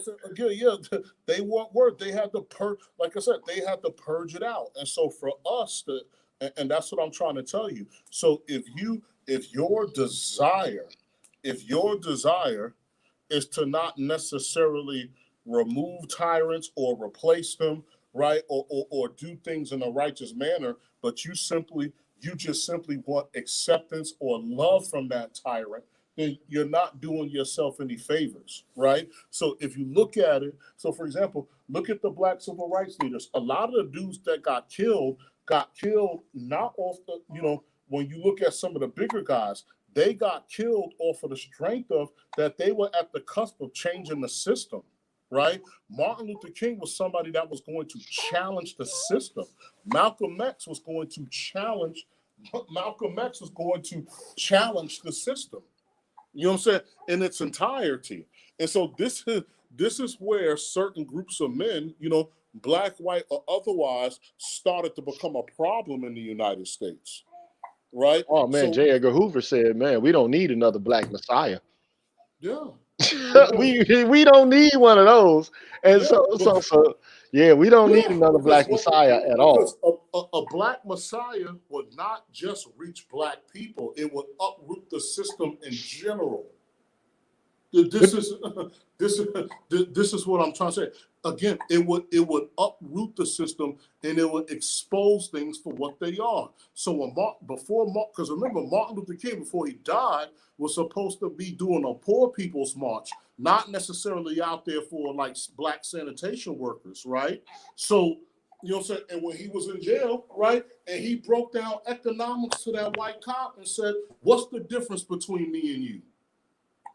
Yeah. Right? And that dude and those white police officers in that jail were starting to see what he was saying. And so as a result, you don't need that, man. Black Messiah is a real problem. Yeah, that's the problem, bro. And at the current moment, what we have are women who and not I'm not trying to knock black women, man, but I think they're a bit naive. They believe that they're going to be the new messiahs. And I mean, I've read every portion of the Combahee River Collective, and they come right out and tell you that unless we're free, no one else. There's no possibility of freedom. Let me. What's up, Grinch? What's up, man? Friday. Thank you, Mr. Heat, for your donation. Thank you, man. Friday, for yours. Man, they literally have said, and I got to find a quote before I misquote it, because I want to be sure that I get this right before I spaz off at the mouth. They literally have declared themselves as the messiahs. Like there will be no more black male messiahs. There's no need for them, because the only thing that a black male messiah could potentially do is to reaffirm the oppression of black women or white women or all women in general. So you won't find a messiah there. Okay, they're going to be the ones. Let me make sure, man. Yeah, I got this right. I'm looking for it, man. I'm making sure that what's the name? Wallace. Yes. If black women were free, it would mean that everyone else would have to be free, since our freedom would necessitate the destruction of all the systems of oppression. But we know that that's not the case. Everyone has to be free at the same time for to actually obtain any real or accurate freedom in the world. Okay? Yeah. You can't do it at the expense of black men or white men or any other group of men. Like if you really actually are after freedom in the world. Okay? But there never will exist this kind of freedom in association with, modern classical liberalism. You're not going to ever get that. Okay? Yeah. And I'm not asking for that. The only thing I say is, man, look, you only get one life. Yeah. You know this and I know this. Okay? On this earth. I don't know like what lies behind this, this place of wrath and tears. Yeah. you know, I just don't, okay? I don't know, okay? But you only get one life. There's no reason why people coming and passing into this existence with one life should have to suffer when there are so many people that have so much and are not suffering at all in relation to Yeah. material. I mean, Correct. it doesn't make any sense. And that's because we've taught ourselves not to have empathy for other people and to not take their well-being into concern. I think that at some point I got several friends, man, who do what's called happiness studies. Yeah. I don't know if you've ever heard of that. Okay. No, I haven't heard of it. No. Yeah, so it's called happiness studies. And so I'm gonna bring one of them guys in, man, and get them to come in and do a show and just talk about like what does it take for people to be happy? Like what, like, because that's what people are in search of anyway. Like whatever else it is that people want, they really actually just want to be happy at the end of the day. Correct. And people think money will get them happiness. Some people think dope will bring them happiness. Some people think that sex will bring them happiness. I mean, there's a whole bunch of things that people think will bring them happiness, right? Or power over other people will bring them happiness. Yeah. But ultimately, people are looking to be happy, man. Donald Watts, man, I'm sorry, brother. You can enter into the stream at your leisure, bro. I'm not holding you back, brother. Oh no, it's all good. I was sitting up listening. Um, but I think you said a lot over the past couple days, and I think it was just interesting. You basically you kind of like mentioned something about the community as a whole, especially when it pertains to the men being like in survival mode. So I was thinking about that too, and what I realized is it's kind of crazy because I was going through life, and I know a lot of us do going through life just like doing, just trying to live, just focused on living because all we were raised to do was survive, pay bills, you got to eat. I didn't realize I actually had emotion till I was about 25. So Right, so right. it was kind of crazy. And it wasn't, and a lot of people, they don't even understand. Like they say they want money, but they don't realize until they're not able to make that money, or they're put into a state where they can't do anything, that that's something that they never really wanted. So um Yeah, it's something deeper. I got a lot of friends, man, in corporate America. I mean, like a lot. You know what I'm saying? And I'm pretty sure Sand Dog is it's the same for him because we're yeah, he's got some baby problems. I know what that's about. Uh, yeah, they got needs, bro. So I'm gonna put him on pause for a second, man, until he got that right. But go ahead, Don. Yeah, so that was just like a real quick thought I wanted to get off. But I did have a question. Yes, sir. So, you your specialty is philosophy. You're a scholar in that way. Now, what I do in my profession, right now I'm active duty military. I work in a branch that deals with information. Um, and I do understand the way information is used to get people to believe certain things or to align with your cause. Now, I mean, I'm not really going to go into detail here. Um, what One thing that I've started to understand too over time, when you were talking about people and a lot of us as a community valuing money, is that the things that we should value are the things that we can take with us everywhere we go, like all the things that you've learned. Like nobody can take that from you. A skill that you gain, nobody can reach in your brain and remove that. So some sort of talent, some sort of trade that you have. um Now, my question to you is, what do you think is like a potential solution, just one solution to like reprogram the black community, Well, for black men, my specifically father, black men? yeah, my father was talking about this, and he talks about it often. He says black men need guilds. Yes. We need guilds where you have, like, instead of like we do this, this ceremonial masonry, right? But we need real guilds, like unions, like where, okay, you got a young group of men who know how to do electricity or electrical work and plumbing.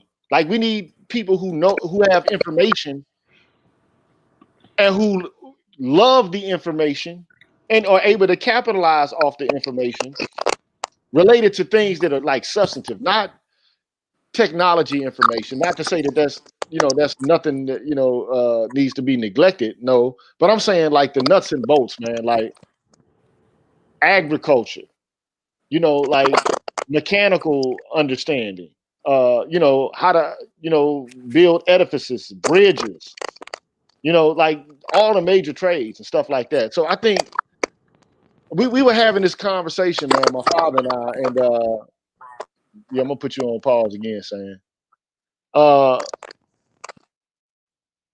so the idea is Booker T. Washington had it right.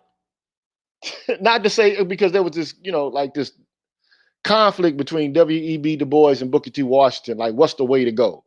Like liberalism and education, and or is it like industry and agricultural and mechanical? And I think Booker T. Washington was right.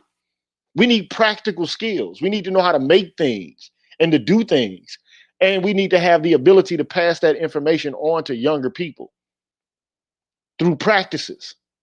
But right now we just don't have that, and that's unfortunate. That's the way knowledge is passed down, right, from man to man, or has been like for millennia. You take young initiates in, and then they learn the information as apprentices. Then they become, fellow crafts. Then they become masters, and they work their way up through, the guilds. But we just don't have those at the moment. And we had them to some degree during slavery because we were forced to. Okay, but we let all of that go, and we didn't necessarily just let it go, but also, with the CIO and the AFL, they came and disrupted, our market share of the trades as well. I mean, because they were like, okay, we're going to unionize and we're going to take away their ability to enter into these trades and make money, without our approval. So they kind of racialized the trades. But we need that, man. That's what we need. A way to disseminate information to younger men, and that could form camaraderie in a social way as well as in a practical way. It could be both literally and figuratively salvific. It could be, but like who would kick it off and how would it get started? But I think that would be dope. And thank you, Darnell, for becoming a new member, man. I appreciate your support, bro. Appreciate that. Thank you for becoming a new member. So yeah, that's just one. That's a step, and then also, I know this is like almost something that I don't think would ever happen, but young boys, man, they need to go to boarding school, man. Black boys need to go to boarding school. Apart from their parents, especially if those parents aren't able to give them the kind of quality education and to provide them with a set of values that they need. Because either they're too busy working, or they just don't have the aptitude themselves. They just don't have the cultural capital themselves. So I don't know. Anybody else? I mean, feel free to come up, man. Friday put a question mark. I don't know why he put that up there, but yeah. That's just my opinion, man. No, I've thought that for the past 15 years. I'm like, because I looked and I assessed what was going on in the neighborhood, and I said, man, these kids, they don't have a chance. Not in this environment.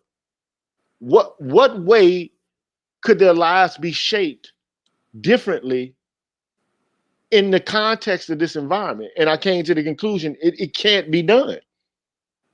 There's not enough people dedicated to making sure that they get the kind of education and the kind of enculturation that they need.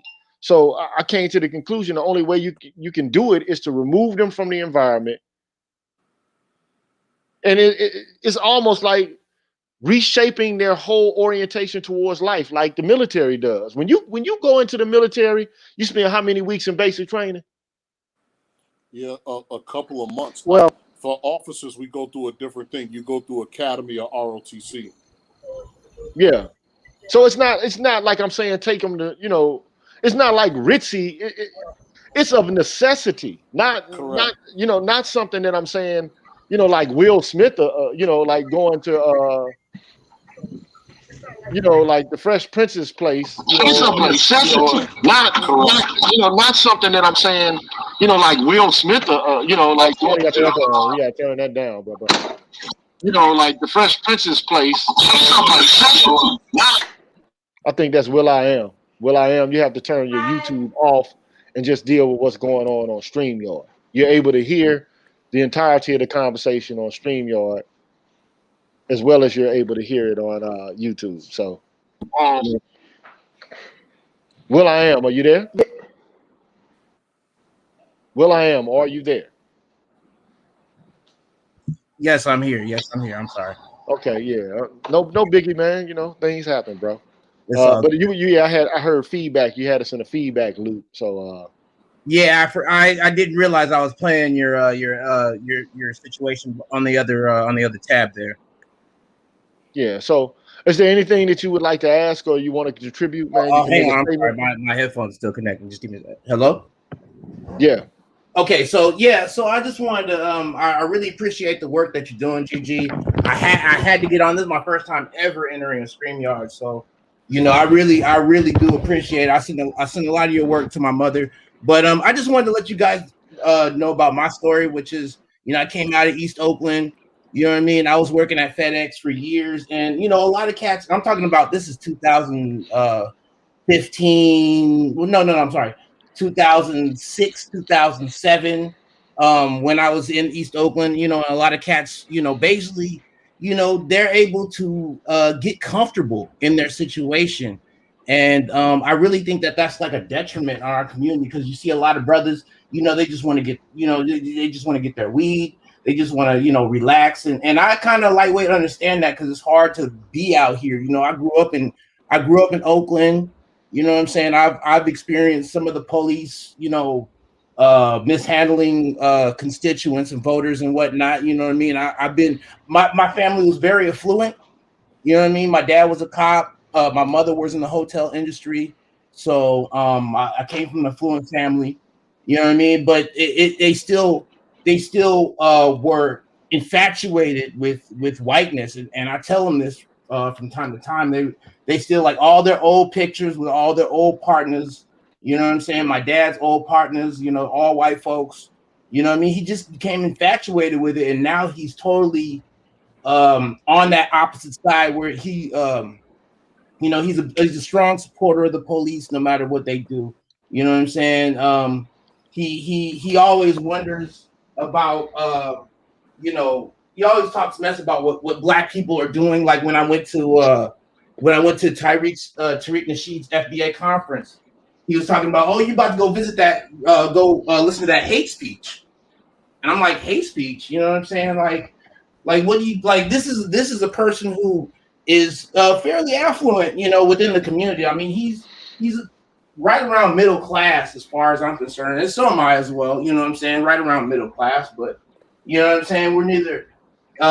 It's not doing anything for us as a community because, you know, when you're hoarding all your money or when you're only spending your money with white folks, only going on trips with white folks, you know what I mean? Going to particular countries, you know, with other people. I mean, he has black friends too, but it's a lot difficult when I see him, you know, mingling and stuff with other people, and you're just like, what are you people doing? Like, you know, it's really difficult to explain, but it's just really abundant in California.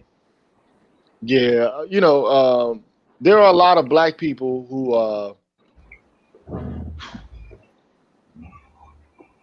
we'll put it this way. If you're consistently bombarded with images about the way you look, it's no strange surprise that black men and women would put lye in their hair to straighten it. I mean, Yeah. it's not a surprise. It's not a surprise that if you live in a world where you're constantly, you know, bombarded with deprecating images about yourself, that you would come to despise people who you perceive to be, you know, like emblematic of that deprecation. I think people who know better, but who choose to do it are the worst. Okay, because a lot of people, they have the mental capacity to understand this, but again, this is where, you know, I gave this lecture yesterday. It wasn't mine. It was from a work of another philosopher by the name of Charles Mills, and he came up with this concept called inverted epistemology, and also there's a whole field of philosophy called epistemic justice. Okay, I don't know if you ever heard of epistemology, but it's a branch of philosophy, and it deals with cognition, knowledge, and beliefs, and values, and things like this. And there is a large amount of people who are ignorant and are culpable for being ignorant, especially when they could know, but they don't even. A lot of people don't want to know things. The perfect example of this is the movie The Matrix, right? You consider yourself to be somewhat red pill, Yes. right? Yes. So the one brother, his name is Lewis, I think. Where he wants to be put back into the Matrix. He's like, yeah, look, no, I know you're going on. Like, look, put me back into this, man. Like this reality shit is overbearing, man. Let me know nothing of what I know now. Okay, because ignorance is bliss. That's why they say ignorance is bliss. Okay, so and Gigi, I totally agree with you on that. You know what I'm saying? I there were times when I sat back and wished that I could be put back into the matrix of not knowing anything about my own people and not realizing the stuff that's actually going on in the news, the black men getting killed, you know, this whole crazy Stop Asian Hate thing that's going on with us right now and how they're directing the blame at black men. Like, I wish I could not realize and you know, just be perfectly oblivious. Like, I got a lot of black friends, you know what I mean, brothers that I know that are good brothers. I mean, they're not particularly down with the whole black power scene. You know, they always tell me, "Oh, you into that black power stuff? Don't play that black power stuff in my car." And these are black dudes. These are other black men from Oakland. You know what I'm saying? And they're just simply not into it. And I'm like, I wish I could be in your shoes, like, and just not care and not realize it, but I can't. I see it as an attack all around. I see it as an attack on our people, and I just can't not look at it. But you know, here's the strange thing about it. We've been taught not to aim or grasp for power in any way.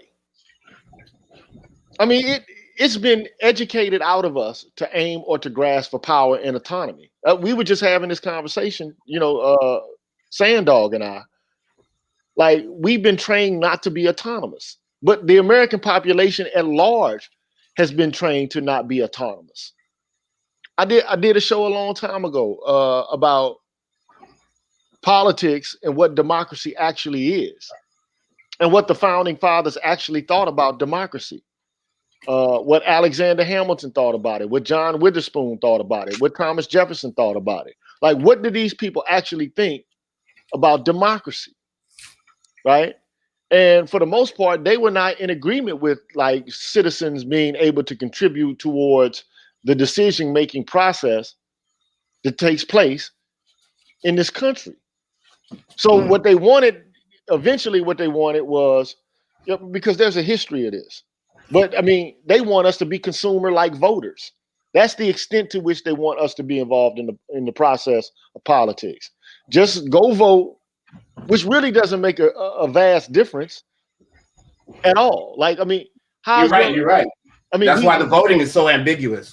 We like to pretend that, like, if we support a presidential candidate or political party, that we're making these radical changes in the social landscape of the country in which we live. But that's absolutely, it's just ridiculous. Okay, I also did an entire show, okay, about what the alternative to the electoral or the market-based conceptualization of democracy is. And people, it either went above their heads or they just thought it was irrelevant. But here's the reality. Okay, and you know, I do a lot of cursing on my show and a lot of fussing and cussing. And mainly that's to try to draw people in so that I could every now and then slip a gem in there.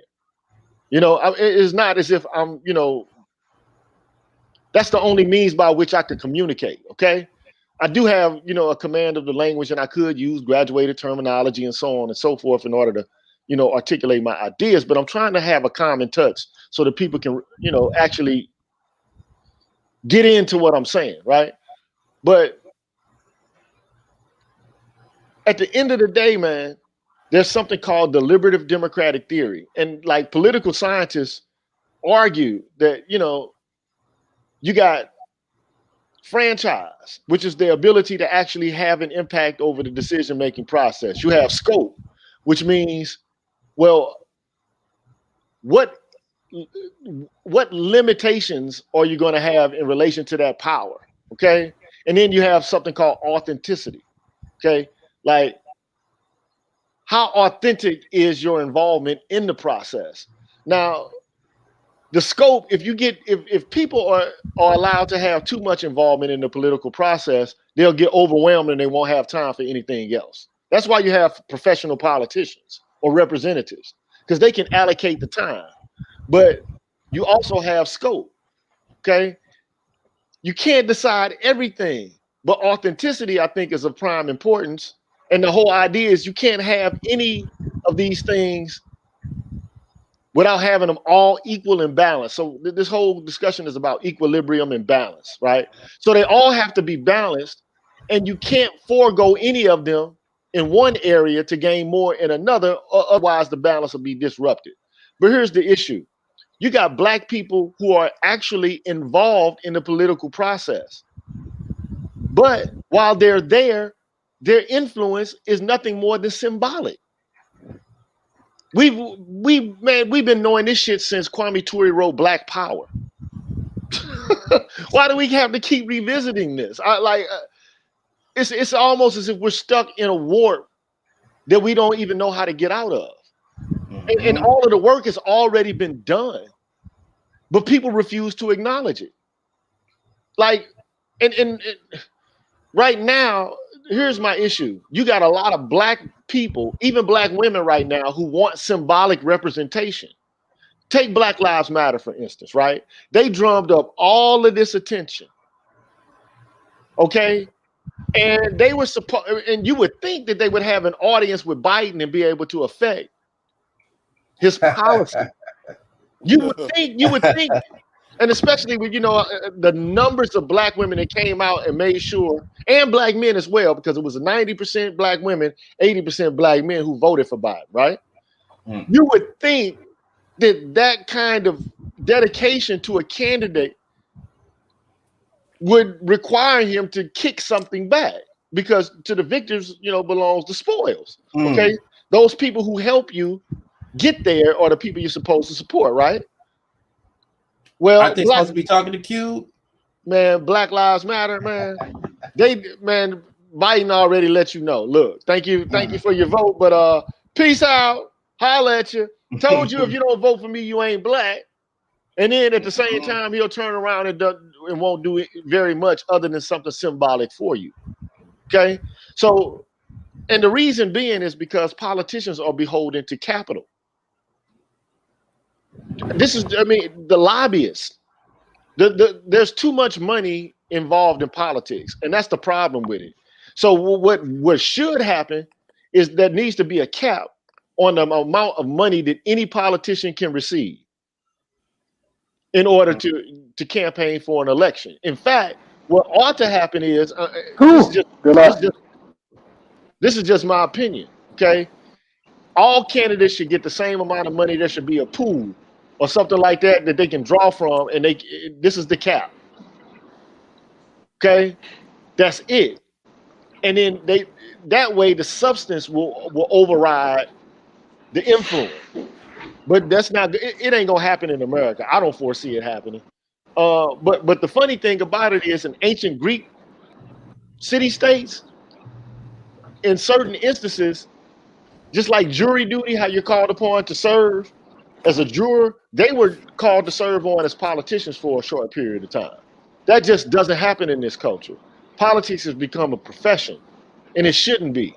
It should be, where you serve your time periodically, and you represent a group of people periodically, and then you get the hell up out of there. But it just doesn't happen here, man. And that's unfortunate, but that's just my viewpoint. Now, that's a very common viewpoint. I've noticed when I talk a lot to the older people in my family, to the older black men that are out there.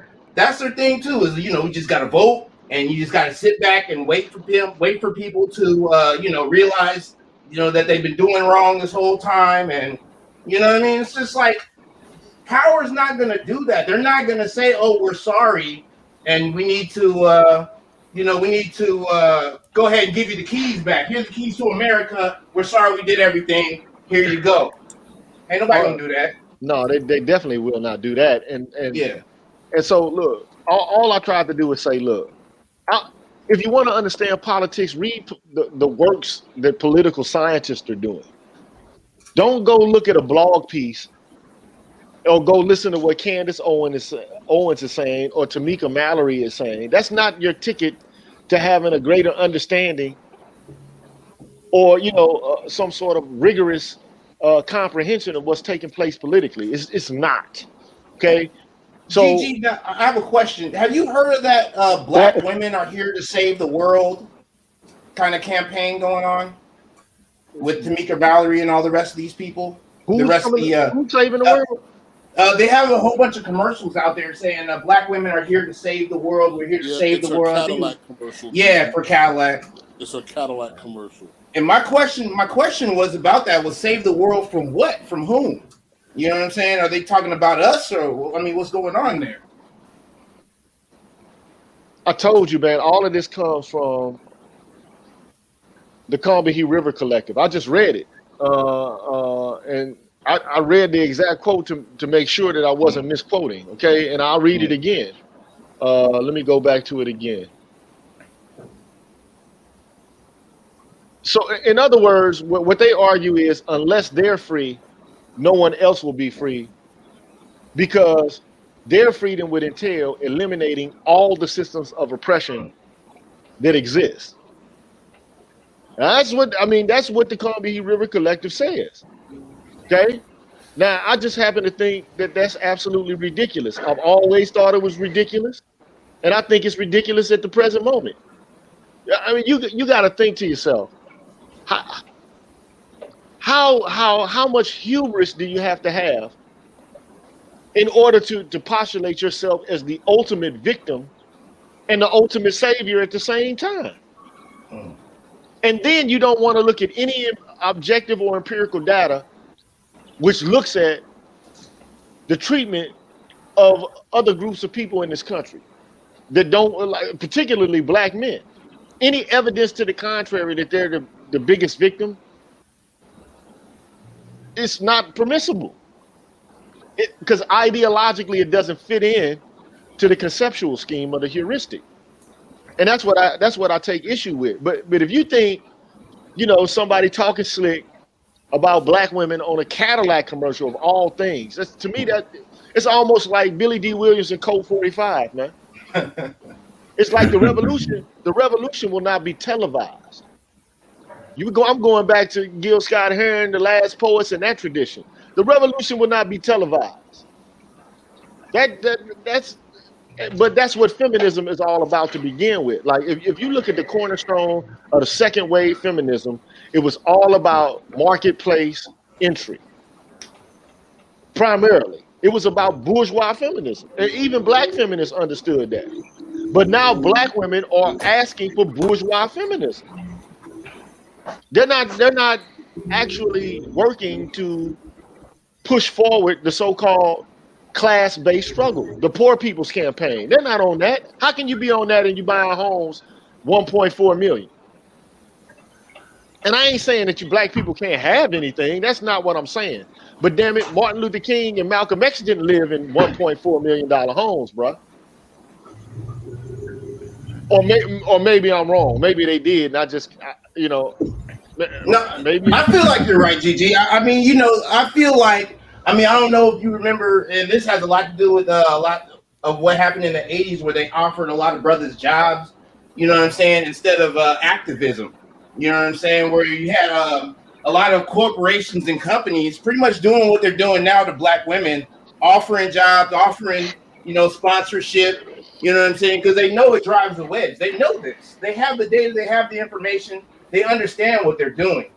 And you have a multitude of businesses that are sprouting up, like OnlyFans and like a lot of these places that, you know, where you don't have to have an education to work. You can make a lot of money without an education. And you have women that are, you know, normally uneducated with a lot of money now and a lot of power in their hands and a lot of influence in their lap right now. Just off OnlyFans, off music, off stripping, off whatever, you know what I'm saying? But not really based off education. There's not a lot of very prominent, you know, Megan Thee Stallion, she didn't get discovered because she cured cancer. So I'm sorry, there's a lot of interference going on. But that's all good.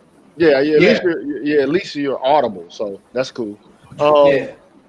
Man, look, all I can say is, in any pursuit, even an intellectual pursuit, like say for that, the life of a scholar or something like that, right?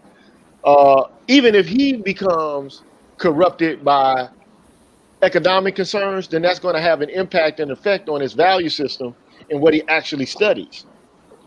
Because I mean, you know, if you're a scholar, you know, what you work on should be free from moneyed interest.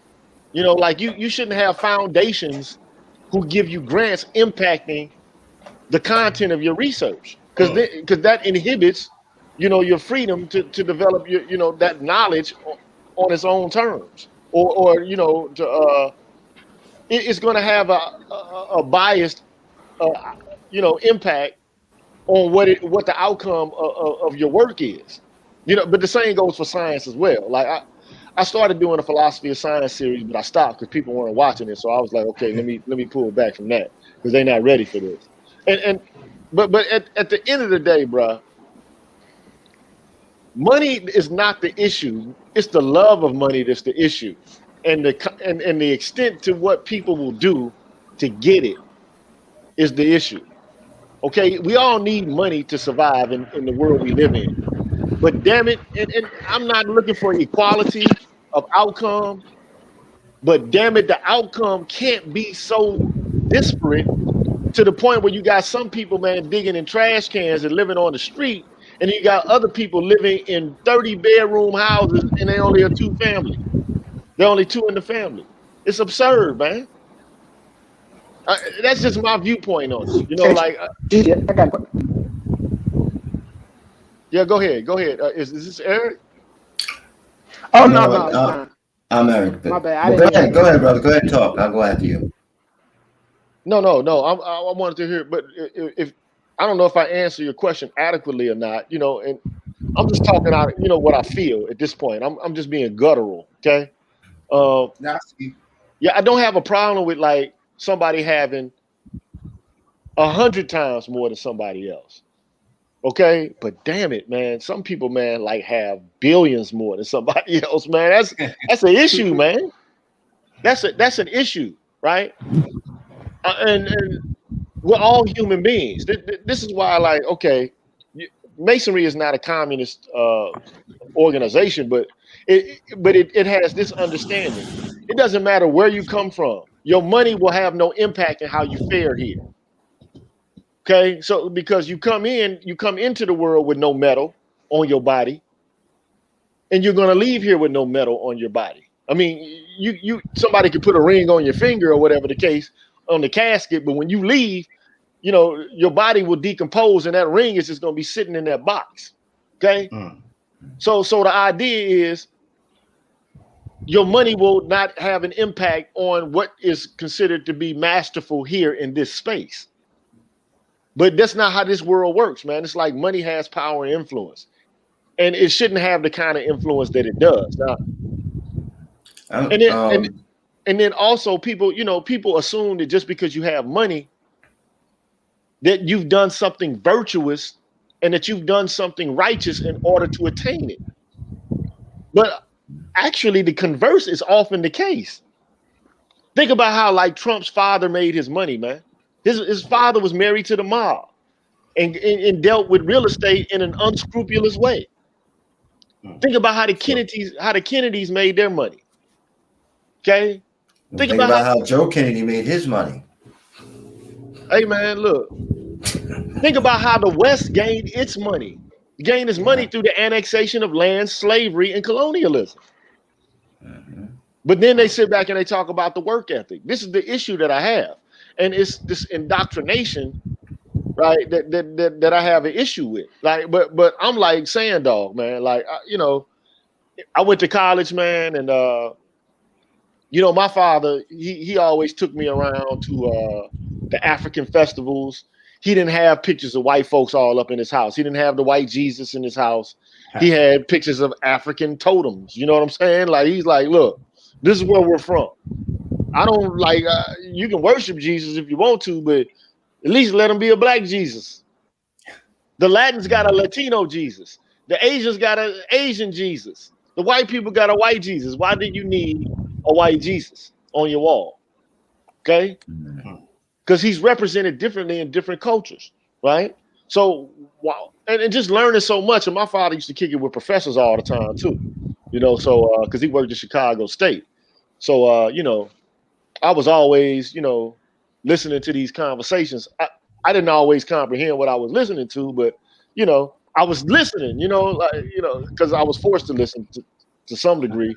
But just being around culture, just being around it, and then I started reading it. Like, I read Theophilo Benga. Like, not that I buy everything that they say, because I got some problems with Afrocentrism on my own, because I think they romanticize the African past, and I don't think any. They do. Yes, I don't think any culture is perfect. Like there's sin everywhere. Like Cain killed Abel. You know what I'm saying? So,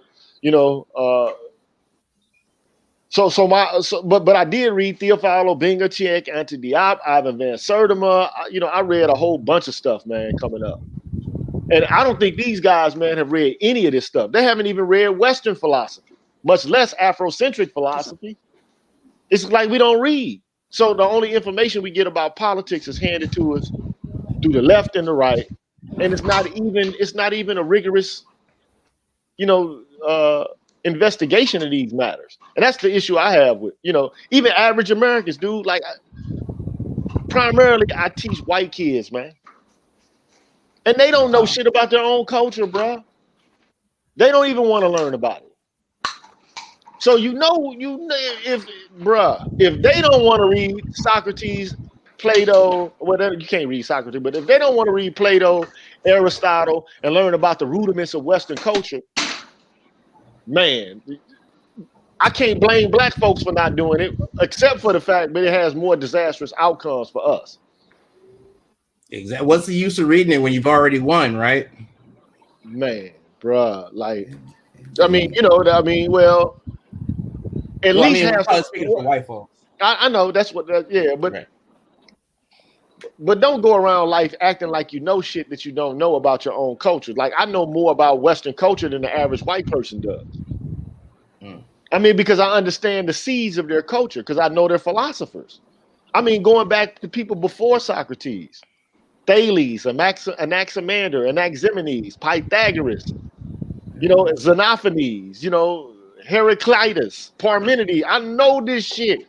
And I know how it led up to Plato, Aristotle, then, you know, the Roman philosophers, you know, and the Stoics, the Gnostics. I mean, just knowing this shit and knowing how we got to Christianity and the Neoplatonists, and then St. Augustine, St. Thomas Aquinas, and then the age of modernity. This shit is, they are forced to read it, and some of them retain it, but most of them are checked out, man. They just, you know, they know more about fucking what's the newest TV show? Like, they know more about what's going on one of these sitcoms than they do about what's going on in their own history. So, you know, how do you expect them to engage the system of politics, even them, if they've been taught, you know, like, just be on autopilot, we'll do the heavy lifting here, just vote for who you like, and we'll do the rest, thank you. And they expect that. That's what they expect from, you know, the average person in the populace. So who are the people who talk like this?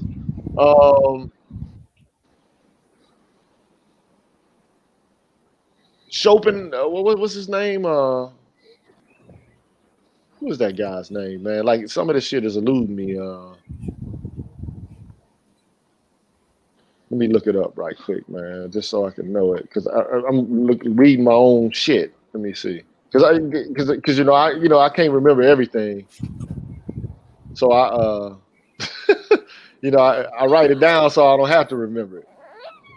I feel you, Gigi. I mean, I feel you on that indoctrination stuff, man. That stuff, it's wild, because a lot of times people who are assumed to be intelligent, and I've talked with scholars and whatnot, but people who are intelligent, I'm not a scholar. You know, I still go to school and whatnot. You know, I got certifications and whatnot, but I'm no accredited scholar. So, you know, when you talk to people like that and they assume, well, I already have the intelligence and I'm already well beyond, you know, I'm already over here. So I don't need to go back and, you know, you're showing me this article, or you believe in this, you know, because a lot of them, you know, don't necessarily believe in conspiracy theory, you know, and they're like, oh, you trying to show me this? You're trying. I remember showing somebody who was a scholar some stuff on with Professor Black Truth, you know what I mean? And he was just like, oh, that's all conspiracy, you know, I don't believe in it. And I'm like, they're at a point where their intelligence actually holds them back from wanting to explore further into theory, into randomness, you know, or into anything else, because they believe that they're too smart to be fooled or to be tricked. You know what I mean? So they just go ahead and abide by the system because, oh, look, I believe in it, and this person's running, and look, here is this policy plan. This is what he's going to do for us. It's all out here on paper. You know what I mean? And so therefore, I just cast my vote, and you know the system goes on about its business. Right. My problem in general, didn't mean to cut anybody off, but my problem in general with politics in general, whether it's in the United States, the western half of the world, or the rest, is this. There's no moral scruples there. And if you got no moral scruples to guide your politics when you're governing a people, okay, you set up a system of law. You have a U.S. Constitution that has biblical references to it, but nobody's thinking in that way at all. You've got your politicians, as Gigi mentioned before, previously, that they're professional careerists. They're career politicians, and they only want to stay in power. And what I've noticed, at least over the last 20 years or so, is that most of the politicians, whether you talk about in the House or the Senate, most of them have ties to corporate America before they even get into the Senate or the House of Representatives. They're connected. They join at the hip. Right. So like I said before, okay, so now I got my document in front of me. So, because from time to time, man, you know, unless I'm geared up to rattle this stuff off, sometimes I forget it myself. But so you had some early statesmen who were against what's called populist democracy. So those persons were James Madison. Okay, he wrote a paper, Federalist Paper number 10. He said no direct democracy. Alexander Hamilton said no direct democracy. John Witherspoon, no direct democracy. Okay. Then you get this Austrian American economist. His name was Joseph Schumpeter. And basically he says, look, you can't have too much public involvement in democracy. They call it populism, right? And he said, look, people are not intelligent and savvy enough to have this kind of control over what's going on in the world. They just don't have the ability to exercise autonomy expertly. So we need to do it for them. And I guess we're proving them right, because some kids don't even know like who the president, who the vice president is, or like who, name for me 3 Supreme Court justices. They'll be like, or like who's the governor of your state? And they're like, and it's because they're not involved in it. It's not because they're dumb, but it's like, okay, they don't have the time to allocate toward knowing these kind of things. And in this culture, you've been trained to do everything but to actually be a responsible citizen, to be civic minded. They're teaching you how to be a consumer. I mean, look at what you look at, on television. Everything is about buy.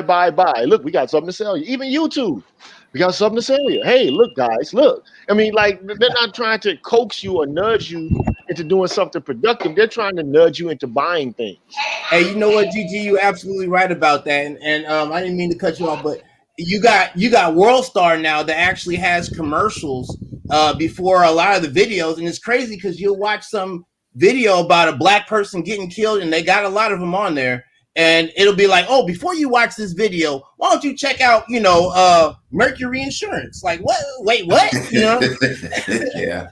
Yeah, but World Star Hip Hop, I'm willing to bet you, man, that the primary consumers or the viewers of World Star Hip Hop, man, are white males. I guarantee you that. Most likely. I just watch just to see, because they always got crazy. Their videos are a lot different from YouTube, and they'll have a lot of things that happen. They'll have a lot of that first. They'll have a lot of it first, basically. Yeah, I mean, well, like World Star. I know World Star. Right, like, right. You get to see some hood shit. That's how it started off. Mm-hmm. Okay, so white people love to observe black people doing ignorant shit because it confirms their conception. Because black people occupy savage and wild spaces. White people occupy civilized spaces. I mean, but Charles Mills, yeah. But not to mention the fact that they do some of the most savage shit. I mean, it's not like they're free from savagery. Uh-huh. I mean, but it doesn't register to them as anything pathological or dysfunctional. But all I was trying to articulate is that the average person in America is not really savvy politically. It's just not. I mean, I'm not even talking about black folks. But black folks have a need to be more savvy than them, though. We have to know what's going on more than they do. We got to learn their stuff and our stuff. That's what GG. I'm sorry, I didn't mean to cut you off, GG, but from what I'm hearing, when I listen to different live stream shows, I'm hearing that the kids in public school, at least, are not learning civics anymore. They're not what now? Say that again. They're not learning civics. They're probably not. They're not learning about how the U.S. government was formed or how it works. Well, that's sad, because I sure had to learn it. I did too. We had to learn how many, members of the Congress are there. It's like you got 435 representatives, you got 100 senators, and You know, we had to learn like what the age of, you know, the minimum age that a person had to be to be a president, representative, or senator. You know, we learned that there's 2 senators for every state. I mean, we learned all these things, and that representatives, you know, are apportioned according to, you know, the population of the state. Yeah, you know, they had to live in their states they represented. Yeah, but you know, hey, we learned about mayors and governors and, you know, bills and laws and the distinction between the two. And they showed Schoolhouse Rock, like, I'm just a bill. Hey, do you remember what was that? Yeah, well, Schoolhouse Rock, and there was something else too, because there was a cartoon on where basically you had this cartoon character shaped like a bill, right? Like a fold up piece of paper. And he was saying, I'm just a bill. Yeah, I'm only a bill. You know, yeah. Yeah, I mean, I watch that all the time, man. Like, I did too. You know? But you remember the Riff commercial? Reading is fundamental. Oh yeah, definitely, man. Yeah, I remember that, man. You know, but it's a different age, man. You know, it certainly is. But you got to read. Your children have to see you reading, man, in order for them to actually read too, though, because they won't know that it's a habit that they're supposed to have unless they see you doing it. Yeah, but the parents got to read to their children as well. Man, it's the most fundamental way to teach your children how to read is to read to them. Man, I used to read to mine all the time, and they start reading to me. Read that sentence. Okay, because I'm in the car, I'm like, I ain't got time to read it. I'm like, man, you're gonna be my audio book. Read that. Yeah. You know how my children learned how to read, how I taught them how to read in the beginning. Basically, what I read to them was prayers and scriptures, and they used to repeat it. Their prayers at night. It got to the point where my daughter, if I forgot, when she was getting ready to go to bed, she would always say, Papa, come read the prayers with me. You know, it became second nature to it. It became automatic, you know, and this was an every night thing, you know. Another simple thing that I noticed, for example, that made me very close with my son. Whenever my son, my wife, and daughter, we went out as a family somewhere, what my son had a habit of doing was he would take a hold of my hand. And I remember one day we were walking to the metro. I presently live in Finland, so we got a metro. And I remember we walking and I forgot to take him by his hand. My son turned around, looked at me, he said, Papa. And I wanted, what's wrong, son? And he held out his hand. I forgot to hold his hand. You know, little basic shit like this, man. I mean, that little stuff like that touched me, you know, because here it is, my son, he's like, what? He's 5, 6 years old, you know, and like, we got this ritual going, and he's like, hey, there you go, you're slipping, you know. There you go. They'll let you know when you develop a good habit. They'll want that habit to continue, especially if they're good habits. But, you know, unfortunately, man, and let me, I want to answer this brother's question here. It wasn't Schopenhauer that I was speaking about, because Schopenhauer is not who I'm discussing or talking about. That's the German precursor to idealism. That's not who I'm talking about. I'm talking about the Austrian economist. His name is Schumpeter, or political scientist. His name is Joseph Schumpeter. Schumpeter, he's an Austrian American economist. And he was like, look, you don't need direct democracy or populism. All we need for you to do is to, you know, keep your scope and range of involvement in politics to electoral politics. So, you know, like how your parents thought. But I mean, and look, the vote is important. Don't get it twisted, okay? It is, because if it wasn't, then, you know, white people wouldn't have tried to prevent black people from voting at all. So they understand that it is important, but it's most important at the local level, okay? Because if you can control local politics, then by extension, you can control state politics. Right. And if you control state politics, then you have a better chance at controlling what's happening, you know, in Washington. Those are the facts, okay? Like because the pool of people who serve in the representatives and legislative bodies of your states usually get tapped to become national politicians at some point.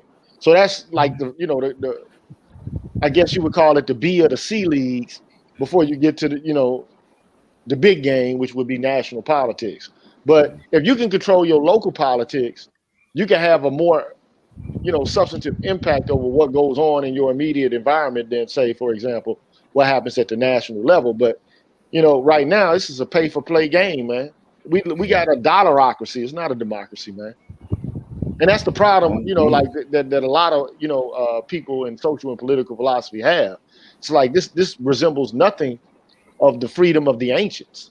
This is all based upon this idea of just doing what's in your best interest, which it makes sense in some domains and in some areas of life, but it shouldn't by extension be expanded to include every area of life that you operate in. Everything is not an exchange for value of the kind in the market. Like if you buy a damn Coca-Cola or a Pepsi, that's your choice. That's cool for you. But when it comes time to vote for laws that have an effect on a wide population of people, man, and you got to think just beyond what's good for you. You got to think what's good for the body, the social body. And unfortunately, we got too many divisions and splits. And on the left now, you got all this identity politics, and it's just it's absolutely ridiculous, man. But again, going to quote, because I don't want to forget it, because I'll go off on a tangent and get into drift. But these women in the Combahee River Collective basically said, man, like unless we're free, until Black women are free, there's no possibility of freedom at all. So that's why you can have somebody like Tamika Mallory asserting that they're the saviors, because they believe that they are the most oppressed. And it's all based upon this intersectional heuristic that has no bearing in objective reality. That's why Black male study scholars like Dr. Tiasan Johnson, Tommy Curry, Ronald Neal, I consider to be a Black male scholar, Travis Harris, and a whole bunch of other people, who basically assert that, look, we got to take a different approach. We use social dominance theory in order to explain social phenomena, not intersectionality, which is just philosophy with no empirical grounding whatsoever. So we don't take it as given that males are problematic. We want to discover and explore phenomenologically what's actually happening in the lives of Black men from their own experiences. We don't start with what women tell them they have to think about what justice is and how wrong they are. We want to be more objective and impartial and say, look, what's happening to men and women from their own angles, and then like somewhere in betwixt the two, we can get some semblance of reality. But this shit we get hit with now, man, it's like narcissism on steroids. And it all began with white women wanting to enter into the marketplace and perceiving their entry into the economic life traditionally reserved for men as the summum bonum of all aims and interests. Like if I can have my own money, I don't want to listen to my husband and all of this. Like, come on, man. Look, I've been with women fall right behind them. Man, look, I done been with women. I've been with women, man, in my lifetime, and I know for a motherfucking fact women have an influence over the choices and decisions men make. And if any man sits here and lies and says, no, I make all decisions, fuck what you say, you're a goddamn lie. These women have a way of getting what they want out of men. Yeah. But can you get what you want out of a woman in this culture without pulling teeth? Yeah, that's the challenge. These days, damn near impossible. It's a question of what you want to get out of them.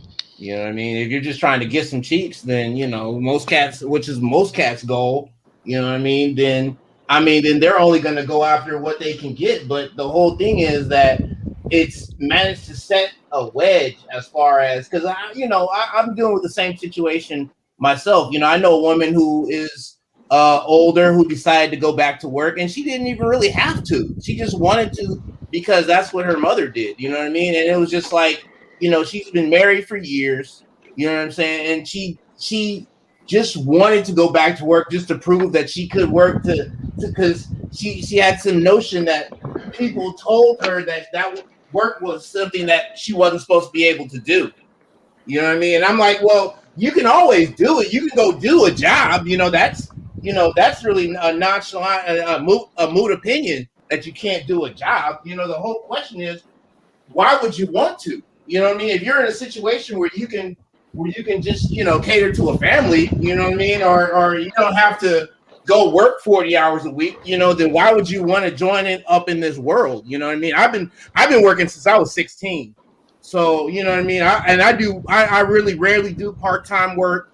I've always done full-time work. You know what I mean? I've been in the military. You know what I mean? I was too. Yeah, see? Yeah. Doing them 18-hour days when you first start, them 18-hour work days. Sure, that ain't no joke. Well, you're talking about being in USMC infantry, man, in Camp Pendleton, California. We had hump day. We had hump day on Friday. Hump day meant that you either at the shortest length, you walk up and down hills 8 clicks, and if you walked along and you went on a long walk, then you went 15 clicks with your gear. You hear me? I hear you. It's no joke. Yeah, it's no joke. I'm gonna tell you, bro. I was stationed in Alaska. You know what I'm saying? So I've seen a lot of work, the worst of it. You know what I'm saying? I see, out there when you have extra duty and stuff, you're out there shoveling snow. You know what I mean? You're out there in negative 20, negative 30 degree weather, and they want to go on runs. I'm out there. I'm in aviation. I was in aviation in the military. So you're dealing with white boys that want to be outside in Alaska going on runs, and I was maybe one of 4 black men in my unit. You know what I'm saying? So all aviation, even in AIT, Advanced Individual Training, I was maybe one of 5 or 6 out of maybe 400. Hold on, let me see. The famous David says he does make all the decisions at home. And look, I'm not saying that men don't make decisions, and some men, aren't the final arbiters of the decision making in the household. All I'm saying is it's not true that women don't have any influence over the decisions men make. Like, just be honest. Oh, man, I'm gonna tell you, as a man who has been married damn near 30 years, I know that ain't so. You hear me?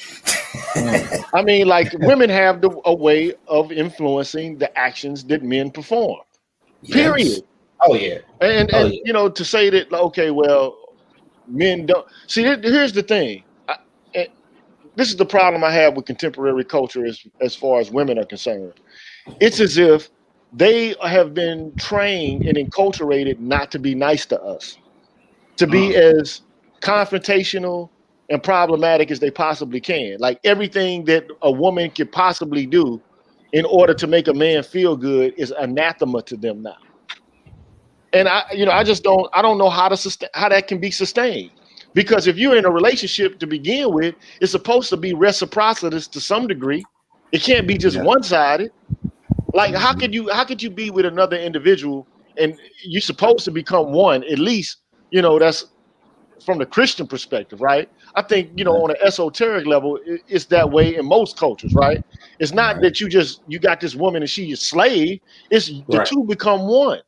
Yeah. Okay. And being with somebody on a day-to-day basis, you can't even, like, what's the use of being with this motherfucker if you can't be one? Right. And I'm gonna tell you, when you get married and you start a family life, it's gotta be that way. That's mandatory. Okay. I mean, you gotta negotiate. You gotta consult with each other, especially when you're talking about your children, how they're being educated, their health. All that stuff, recreational activity, all that. Their friends, who they hang out with, especially when they become teenagers. All that. I mean, all that's a big consultation, and you got to be able to, a man's got to be able to rap with his wife, and on the other hand, the wife also has to be able to voice her concerns as well. When she sees something that she feels is out of whack or out of line. In the whole of the familial relationship. Exactly. So it's like, you've been a man who's been married like 30 years. Yeah. I was only married like 4 or whatever. When I was married, I got up out of that thing. But you probably understand this more than most other people. Like the difference between the decision making and actually being in charge. A lot of people think they want that responsibility, but they don't. When she make a decision and stuff hits the fan, they looking to you.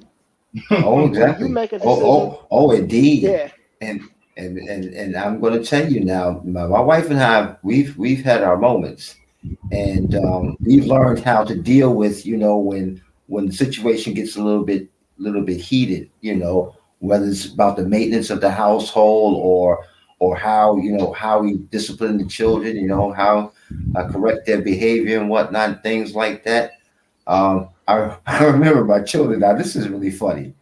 My children, when they were like they were little bitty kids, like 4, 5, 6 years old, I used to hear my daughter say to her mother, "Mommy, you know what? Daddy's strong. Daddy's strong." You don't know how good that felt. That makes you feel good. Being honored by your children, and also, man, women don't understand that, in this culture anyway. I think they used to understand it. Like men need to be honored in the context of a relationship. They need loyalty and honor from their wives or their significant others. And right now it's beneath them to make us, some of them anyway. I can't say all of them, because that's committing the fallacy of generalizing. But I mean, but they've been taught that honoring men and being respectful and even showing any deference to any degree is beneath them. Yeah. I think that women of today, they have a warped sensibility of that it's actually easier to go and earn a living and work in a career than it is to come even close to having a familiar relationship. I mean, that's the way I see this. The script has flipped. Yeah, well, you know why that is, man.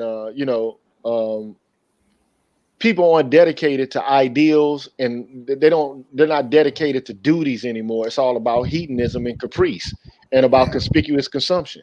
That's all this is right now. This culture is not about fidelity to a duty or fidelity to an ideal beyond that of pursuing what you want to in relation to immediate gratification and self-satisfaction. And you can't have, you can't have a man risk his life to something or for something, or dedicate his life to something that capricious, man. Why would a man dedicate his life to something that's just based on, caprice and fancy and whimsy? But women expect for everything to go their way to their benefit traditionally, but they don't feel like they have to put in any of the work, and it's beneath them. And at some point, the center has to hold. The balance has to come back. And we come full circle in this conversation. Because and thank you, Famous Davis, for the donation. And look, I never want to disrespect any of my listeners. Every now and then I do get a little bit, testy, and I push back, but no disrespect, my brother, and I want y'all to be respectful to each other in the comments as well. But ultimately, and G-Day-O was just, trying to protect me, you know what I'm saying? So don't get too upset with him, Famous Davis. But relationships are about reciprocity, and they're difficult only to the extent to which you feel like it's all about you. I think, like, in this culture, everybody has a big ego. It's about them. It's them first. Everybody's a movie star. Everybody's a star. Start their own life, right? And there's no patience, there's no kindness, which means there's really no love. And people got these big egos, but they're fragile as hell. And so, they're begging to be disappointed. And I think men just want to be. But you know what though? Men want loyalty, man. Men want loyalty. The thing about it for me though is this, man. I mean, people have to see what's going on around them. I don't see how you can see how life has changed like this, in a flash. I mean, in a few decades, man. I mean, and you mean to tell me that you can't see this? You can't see, and you don't give a damn about the fact that, you know, I mean, besides, you know, the baby mama, baby daddy drama, besides the pump and dump culture, you know, that type of thing. You mean to tell me you can't see when you can't get along when you're a black woman, you can't get along with a black man, you can't even talk to him. You can't. I mean, if a black man walks up to you and say, you know, and you know, and says, you know, good morning, or and also opens the door for you, and you look back at him as though, you know, it's like, well, you're supposed to do that for me, because like you said, Gigi, it's like it's about me. So you're supposed to do that. You're supposed to be my servant, and I'm like, wow. It's relationships are based on reciprocity. Yeah, And if there's no reciprocity, it's not really a relationship at all, because you're not relating to each other. Somebody's controlling and dictating the terms of, you know, whatever connection they have. But I wouldn't call it a relationship. I would call it an association. Yeah, and probably not a healthy one at that. And you know, but when people first do come together, though, there's going to be that period where they test each other and find out what each other's boundaries are. And you know that's going to happen in the context of any relationship, even amongst brothers and sisters. You know, so even amongst close friends, you'll see that from time to time, where you know a conflict will break out, and then y'all will be like fuck each other, and then you know you'll be like, okay, look, my bad, this is what I was meaning. I ain't wanted to come across like that. You know, if you got any honor and dignity, because if you feel like you can never be apologetic to anybody else, then you place yourself in a position of superiority to where you ain't gonna even have friends, you know, because you know. But you know what I worry about though? I worry about the babies, because the babies in these next couple of generations, they're gonna grow up twisted, and it ain't their fault. They got no direction. They don't have direction and guidance in general. The public school system damn sure ain't helping them out. You know, I mean, when the kids go to kindergarten and daycare, those they're their guardians. They're responsible for them, but only for a certain amount of X amount of hours per day, a finite amount of hours per day. And these people are not surrogate parents. Exactly. Yeah, you know, and that's the big difference, man, between black culture in the South prior to segregation. I mean, desegregation, and what you have now. You know, black people had in the South like an ethos and a culture of their own, because they had to have one, because they couldn't enter into the other people's, you know. So they had to develop their own institutions and their way of coping and dealing with one another in the context of those institutions. But now, I mean, you know what, Gigi? I'm sorry, cut you. You know, you're right. And as far as the coping mechanisms, I feel like the young people as a group, these younger kids, because I'm 39 right now. You know what I'm saying? So I see a lot of younger kids, and what they're doing is they're consuming all this media. You know what I'm saying? Because now they have to be in front of a computer 24/7. And like I was watching some cartoon with my niece, one of my nieces, and you know, it's all about this white dude, and you know, all the girls were on his jock, you know, and a lot of the brothers, like it was another TV show, I think it's called 13 Reasons or something like that, where you know, a lot of the brothers, the black male influences, you know, to some degree or another, has some kind of a problem. Either, you know, he's only same gender loving, you only have same gender loving brothers on there, or you only have, you know, brothers who have emotional problems on there, or you only have, you know what I'm saying? So you have all this media being produced with no positive images. And you know, a lot of people understand, a lot of businesses understand that you can't be what you can't see. You can't be what you can't see. So you know what I'm saying? They're producing all these images, and the coping mechanisms of these younger brothers who are, you know, a lot of these younger men who are sitting around, you know, they're smoking, they're drinking, they're listening to this trap music and stuff like that. A lot of these influences, you know, you got a lot of influencers who are once they do something crazy, i.e. Lil Nas X, you know, they get put everywhere. You know what I'm saying? For everyone to consume. You know what I'm saying? And these little kids, you know, they all got phones at 10 years old and stuff. You know what I'm saying? They all have access to everything. And, you know, when I was younger, you know, my parents actually they didn't want me on the internet like that. And, you know, I can kind of understand why, you know, now, you know what I'm saying? And now it's way worse because, you know, you don't really have like Net Nanny or anything like that anymore. You know, you don't have any kind of real regulation. So these kids, when they consume this media, they're consuming it raw. Most times without any parental guidance or any father in the house to explain, oh no, you know, what you seen was this or what you seen was that. You know what I'm saying? They don't have no explanation. And nowadays, the average straight brother can't even really explain anything like that. You know, if the child was to ask you about, you know, transsexualism or something like that, you can't sit there and say, well, you know, it's wrong because of this, or I feel like that, because either way you look at it, when he goes to school the next day, the teacher's going to tell him, oh, that was wrong. Or, you know, the media is going to tell him, oh, your father, you know, his opinion shouldn't matter. And, you know, you shouldn't question it. And, you know, just go with it. You know what I mean? Like, yo, I'll punch that damn teacher in the face. Well, I mean, when you talk about media, okay, now I'm an old head. You got to remember this now, so spare me, okay? I remember back in the 70s, right, on television. Yeah, well, television has always been primarily white, but I do remember in the 70s there were a whole lot of family shows on. You hear what I'm saying? I mean, shows like even the Munsters, the Addams Family, the Partridge Family, the Brady Bunch, Family Ties, all that stuff. Yeah, even and I used to watch shit like Bonanza too, man. You know, Ponderosa and all that shit. I mean, Little House on the Prairie and shit. Yeah, I mean families were there. You know, that's the point. That's what the whole shows were about. There's always a moral at the end of the story, you know.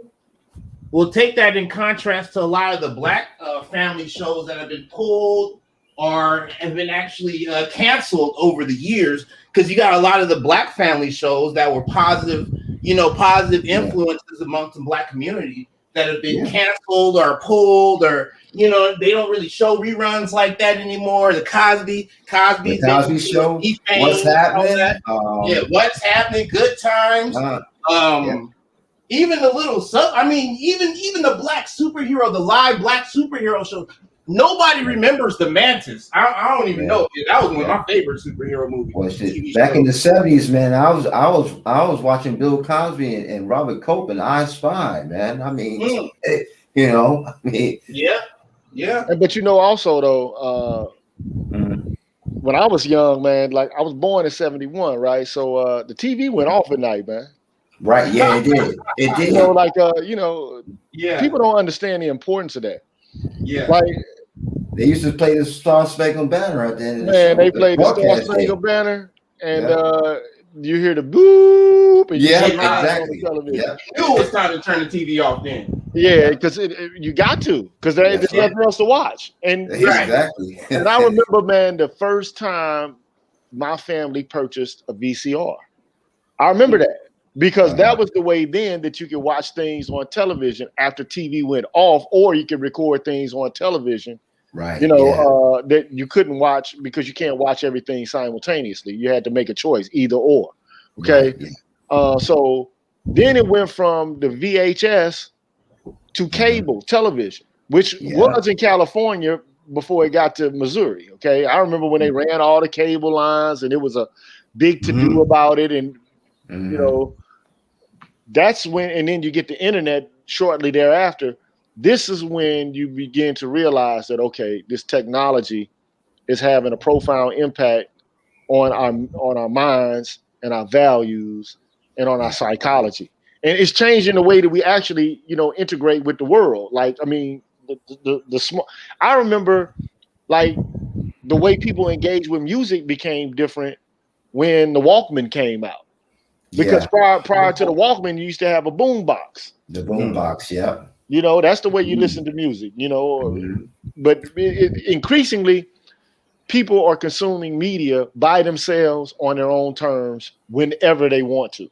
Yeah. So it's not a social thing anymore. It's becoming an individual and a personalized thing. And I think that, you know, technology is bringing us together in certain ways, but it's splitting us apart in certain ways as well. Yeah. And so, you know, and it's having an effect, an effect on our nervous systems, man, to where people need this shit. You know, like I do it myself. Like I need to, you're at work, but you pick up your phone just to fuck around with social media and the thumb down and scroll down a page. Like it's addictive. It's a different world, baby. It's a different world, man. And you know, but every now and then you have to unplug from it. Yeah, that's true. And you know, so I've been taking, you know, here and there, you know. Yeah, because what? Go ahead. Yeah, go ahead. No, I was just saying, like, we take in too much information.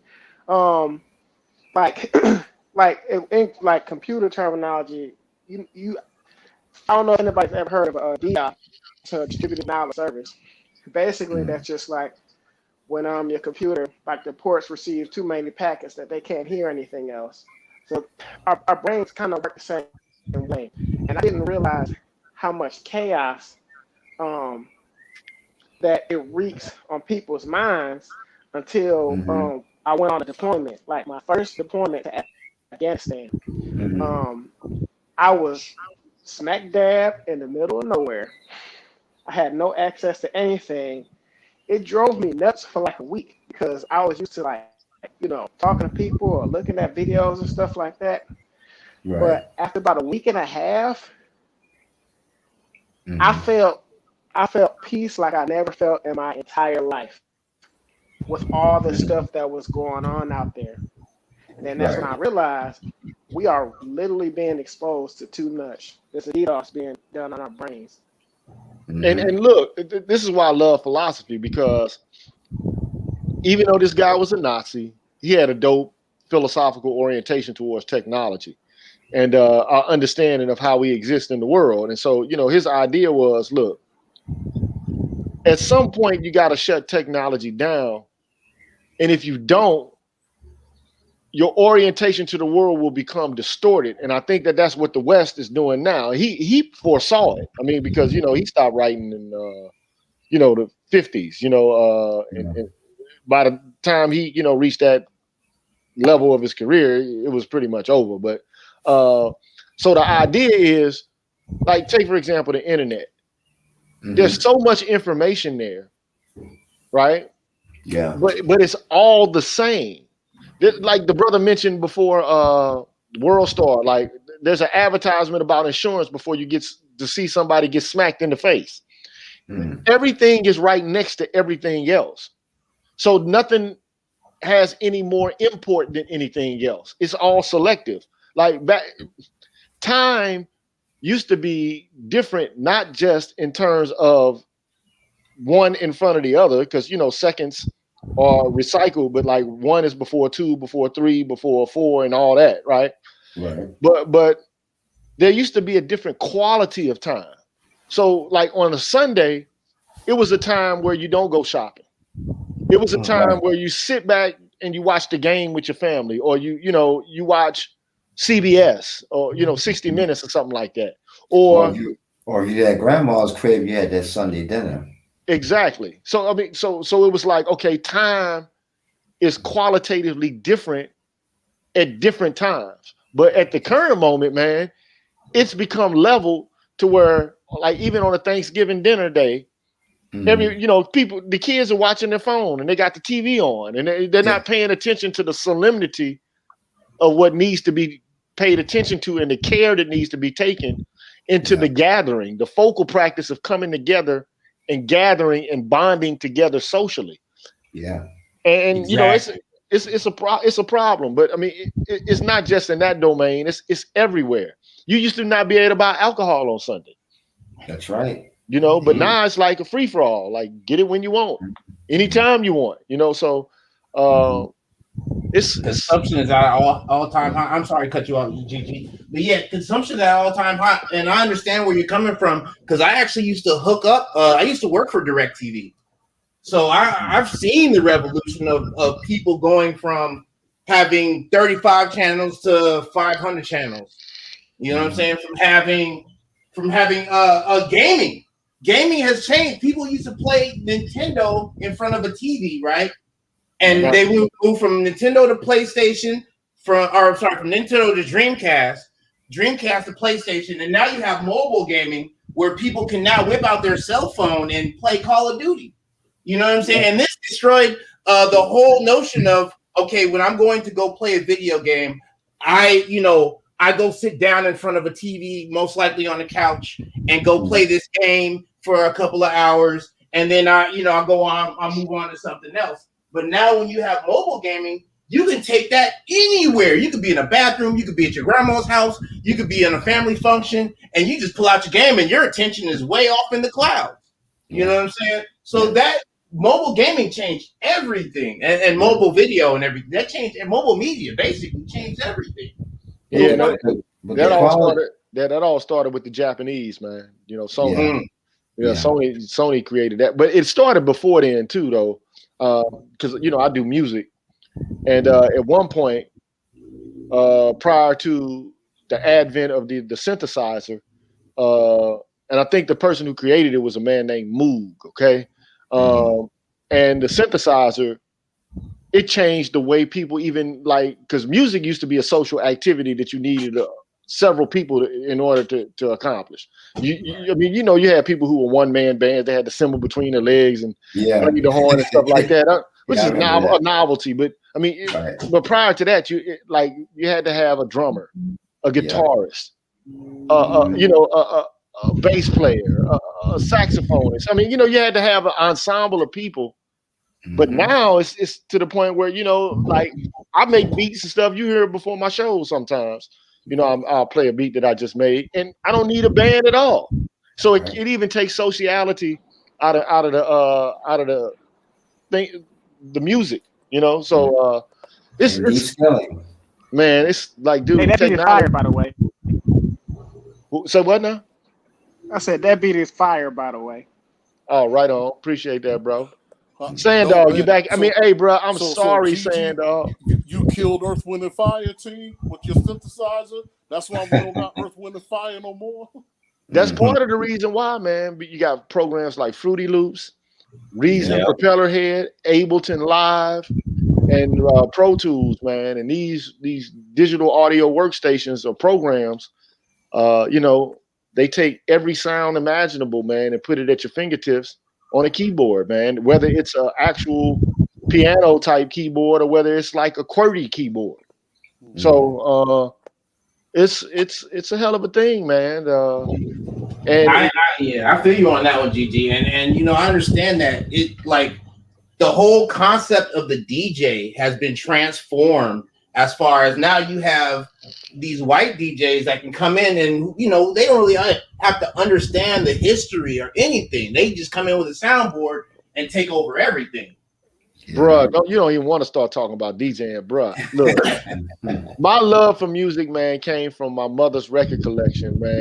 And, she used to go buy records every day. That used to be, not every day, but like every weekend, she would go to Peaches. That's the record store we had in St. Louis. It was off West Florissant and Chambers Road, man. And she used to buy records, like literal LPs, and 12 inches and stuff like that. She'd buy Gap and Roger and Earth, Wind, and Fire and Lou Rawls. And even, she'll buy Jay Giles Band or Kenny Rogers. It was just so many different kinds of music that she listened to. And Aretha Franklin album, the Michael Jackson record. I had all of this stuff and I could listen to it. And man, I became a DJ because I became an audiophile by just off my mother's record collection. And back in the day, man, like I had crates and crates and crates and crates of records, bro. Like I had at least 8, 9 crates of records, the long kind, long milk crates, right? And I had to haul that shit to the party, man. And and we didn't have powered speakers. You had to have an amplifier in order to, the speakers are powered now. Used to have 1200 Techniques. I had a Newmark mixer, and that shit was heavy, man. I had flight cases and everything for it. But now, all you got to do is have a MIDI instrument, man, It's a MIDI, a music instrument digital interface workstation, and it'll simulate everything that a DJ used to do and had to do through skill. So it's like it beat matches. You don't have to. It'll put the record in the key that it's supposed to be in. Like you used to have to listen to what record you could actually blend with another, and to find out if it was a good match. And you actually can make it sound good. And it was a practice that I took pride in. Yeah, now, man. Now, real man, actual skill and work. Yes. Man, dude, man, I had some white dude. I used to DJ in New Orleans, man, when I was in college, and this white dude, man, I was DJing this party called an all nighter. We were on a boat, and the boat went out, and it was on the river on the Mississippi for the party started at 11. And it ends at like 6 or 5 or 6 in the morning. They call it an all-nighter. Right. Man, that white dude came up to me, and he was a producer. He was like, man, I never heard anybody blend music like that. Like, I've never heard any DJ blend shit like this. Like, because I used to practice it, bro. Not that I can't mix to save my life now because I haven't done it in so long. But the fucking computer does it for you now. So this is the problem, right, with technology. Another issue with it is not just related to time, but related to the development of skills. So right, yes, indeed. So like cooking used to be something that took skill. Yes. But now the shit is ready made. Like air fryer, all kind of shit. Man, the shit is ready made, bro. As a matter of fact, we have an air fryer. I use it quite often. Hey man, ain't nothing wrong. Nothing's wrong with technology, but by itself, but you have to know how to pull back from it in order to understand who you are as a being, and to understand what actually encompasses virtue for human beings. Because you can lose it. Yeah, human beings can lose the skills that they have and the capacities that they have. Yeah, I mean, for example, technology, for example, typing on a keyboard makes you lose the skill to actually write. Okay, manually write and print, manually write in cursive. These type of skills. This is what I learned in school. And you had to do it right. It's gone, man. Yeah, I mean, penmanship doesn't exist anymore. It's gone. That's what I'm saying, man. I mean, it's amazing to me how many people actually who cannot write, and then it's a very fundamental skill, Did you know that that's also another prophecy in Islam, GG, that technology would increase and illiteracy would rise? Yeah, you know what? I have no doubt about it, man. And we're at that moment now. You would think that people would be getting smarter because of the information. But what's happening is there's so much information that people don't know how to filter to it and decipher the wheat from the chaff.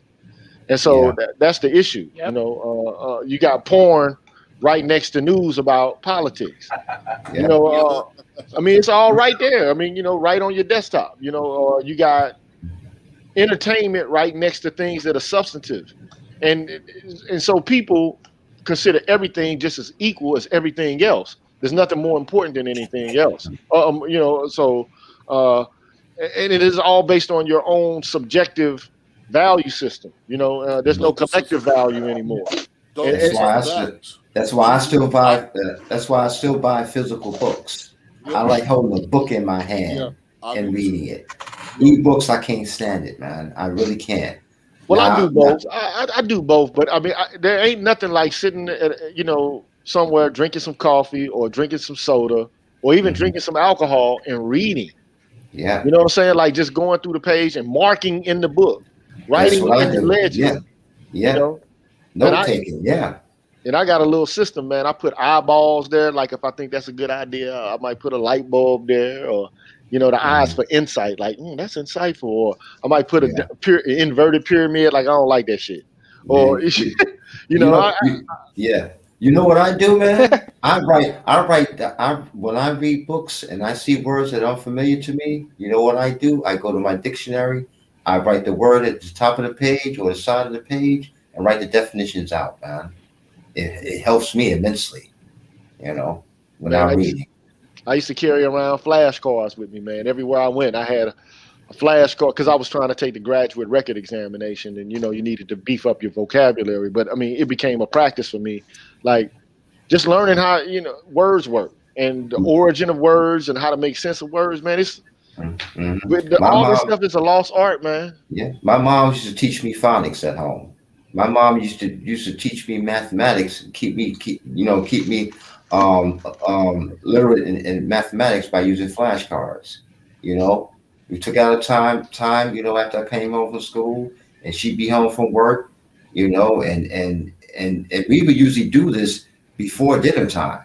She'll give me a lesson in phonics, then she'll hit me with the mathematical flashcards. Then after that, take a break, go and eat.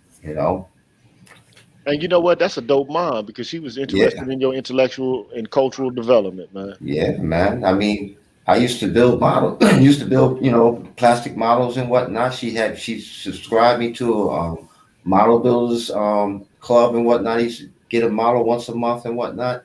I mean, this thing was second nature to me because I had an interest in doing this, and mom's just like, yeah, okay, go ahead and do that. I'll buy you the models. I'll buy you your subscription. And sometimes mom will come in when I'm doing the model and she say, Eric, you know what? I know you want to see the end product, but you're doing it too fast. If you keep doing it too fast, it's going to fall apart on you as soon as you get it together. So take your time. If you want to paint the models, take your time and paint the models.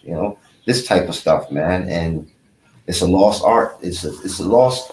It's just lost, man. I don't know the last time I've seen somebody actually, build a model, a small scale model, man. I mean, bro, we had more parental involvement than these kids nowadays, but you got to think also though, I remember the first microwave we purchased because I grew up without a microwave, man. Like I did too. Like microwave popcorn. Like, what is this? All popcorn and this immediate popcorn. All you gotta do is put it in the microwave. Like, what is this shit? Yeah. See, that's why I'm glad I'm an 80s baby. I slid in right at that time. They had old ass microwave. You could still, you had to turn the dial. You know what I mean? But you still got your fries and you have McDonald's and everywhere. So I'm 82. You know what I mean? Hey, listen, youngster. I remember when you had to buy the popcorn kernels in the plastic bag, and you had to put the oil in the pot there. Oh hell and then drop it. Yeah. Dinosaurs broke the earth. I'm just messing with you. Man, look, I remember you had to use the antenna to make sure the signal on the TV was right because that shit would come from fuzzy. I remember that. I had that. I came up. My grandma. I was the antenna. You ain't never seen the aluminum foil on the edge of the antenna? Yeah. Yeah. Oh man, see, now we starting to show our age, man. We starting to show our age. That's crazy. Well, let me tell you one story. Okay. This is a story when I was 7 years old. My grandma, I was going to my grandmother's house for the summertime, and I had to fly. And it was going to be the first time that I flew on it. I flew on a commercial aircraft. Now I'm really going to tell you my age because Eastern Airlines was the airlines that I flew on. Oh wow! Okay, that's a long time ago. But anyway, that was in 1970. I was 7 years old. I mean, my mom took me up to the cockpit and whatnot. Oh yeah. I met the pilot. I met the navigator. I got my Eastern Airline wings and shit. Yeah. Oh man. I was on top of the world, man. And then on top of that, I flew by myself for that very first time. Got to grandmom's crib and then looked out in the backyard and saw grandmom's garden. You hear what I'm saying? Oh man. That backyard garden. She had a peach tree in the corner of the garden. She grew beans and all types of shit, man.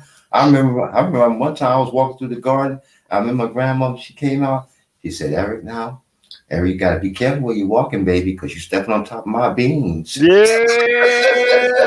Hey, look, My people used to grow tomatoes, green beans, even watermelon. They doing all this shit in the backyard. Yeah. And turnip greens and all that, man. Collard greens. But it's man. But hey man, there's some people that still do it, but it ain't enough, man. And these new women though, these new women are microwave women, man. You know what I'm saying? You remember canning peaches? Man. Grandma used to can peaches and make peach cobbler, deep dish, keep peach cobbler, apple cobbler, deep dish. Oh man, that was the life. You hear me? Bruh, look. Hey, we reminiscing now. We done turned into well, but look, man, at the end of the day, I think though what we're pointing to is that, like technology does have an impact on the quality of our actions and what we learn and how we interact with each other. And so, change society. Definitely change society. I mean, with anything, I honestly, and this goes back to I think one of the videos you did, GG, where you talked about. Okay. So if anything, because I used to work with ADT, and I feel like ADT has allowed women as a group, females as a group, to feel more comfortable in their home without a man, you know what I'm saying? Like they don't really need a man because they got this crazy alarm system. And I was actually talking to a girl that had this whole thing, set up in her home. She was a single woman, very, very gorgeous, you know what I'm saying? And she had this whole thing set up in her home where she had video cameras and stuff. She could see people if they broke in or whatnot, catch people out by her door. You know what I'm saying? So it gives a group of people who are used to having, some kind of a presence, you know what I mean? Some kind of a protective presence. It gives them that sense of protection, even if it is false, because, somebody wants to break in your house, they really gonna do it, if somebody wants to bad enough. Man, especially with the door jams nowadays, man, I can kick in a door with my damn foot. But, man, look. Yeah. It's always a pleasure to talk to you guys, but I'm hungry as hell. Oh yeah, I was just gonna say, speaking of food, man, but Sand Dog, I'm gonna let Sand Dog give some closing remarks and then burn up on out this joint because I know it's really early where he is or late where he is, and so therefore I wanted to let him get the closing comments and then we're gonna burn up out this joint. All right. Yeah, man. Shout out to the brothers, man, in the panel. I really enjoyed y'all, and for those that are out there in the chat, again, I wasn't spitting anything magical, man, because look, at the end of the day, your arms are too short to box with God, right? Oh boy, I remember that phrase. Yeah. So in Islam it says man plans, but Allah is the best of planners, right? Mm-hmm. And so again, there may be things that you think that you're getting away with in the short term, but ultimately you're not getting away with it. You will have to pay the price. So how you treat your neighbor, how you treat your fellow man, right? How you hold your obligations up in life, all of it has a price and a consequence. And for us as men in the African American community, where we have been unjust to ourselves is, again, the following of God, which you can water down to the lack of discipline and a common ethos, right? And so this is where we have been unjust to ourselves and made ourselves susceptible to many of the evils that we face. Well, hey, man, that was well said, my brother. Can I leave you with one piece of scripture from behind scripture? It goes like this. Work done in the spirit of service to humanity has been raised to the level of an act of worship to God. Yeah. Man, okay. Yeah. Some wise words, man, being spoken. And hey, man, it was a pleasure doing this show tonight. I'll be with one tomorrow. And it'll probably be more mundane than the subject which we're talking about today, but nonetheless, it still will be informative as much as I can make it so. But thank y'all for joining me. You don't have to spend time with me. You can be anywhere else in the world, baby. So I'll holler at y'all later, man. Y'all have pleasant evenings. Godspeed. And thank you, Sandal, for joining me, man. The quickness so you can eat. So I'll just connect with you later. Sand dog, rude dog. Rude. Sinful does salute. Peace out, y'all. Peace.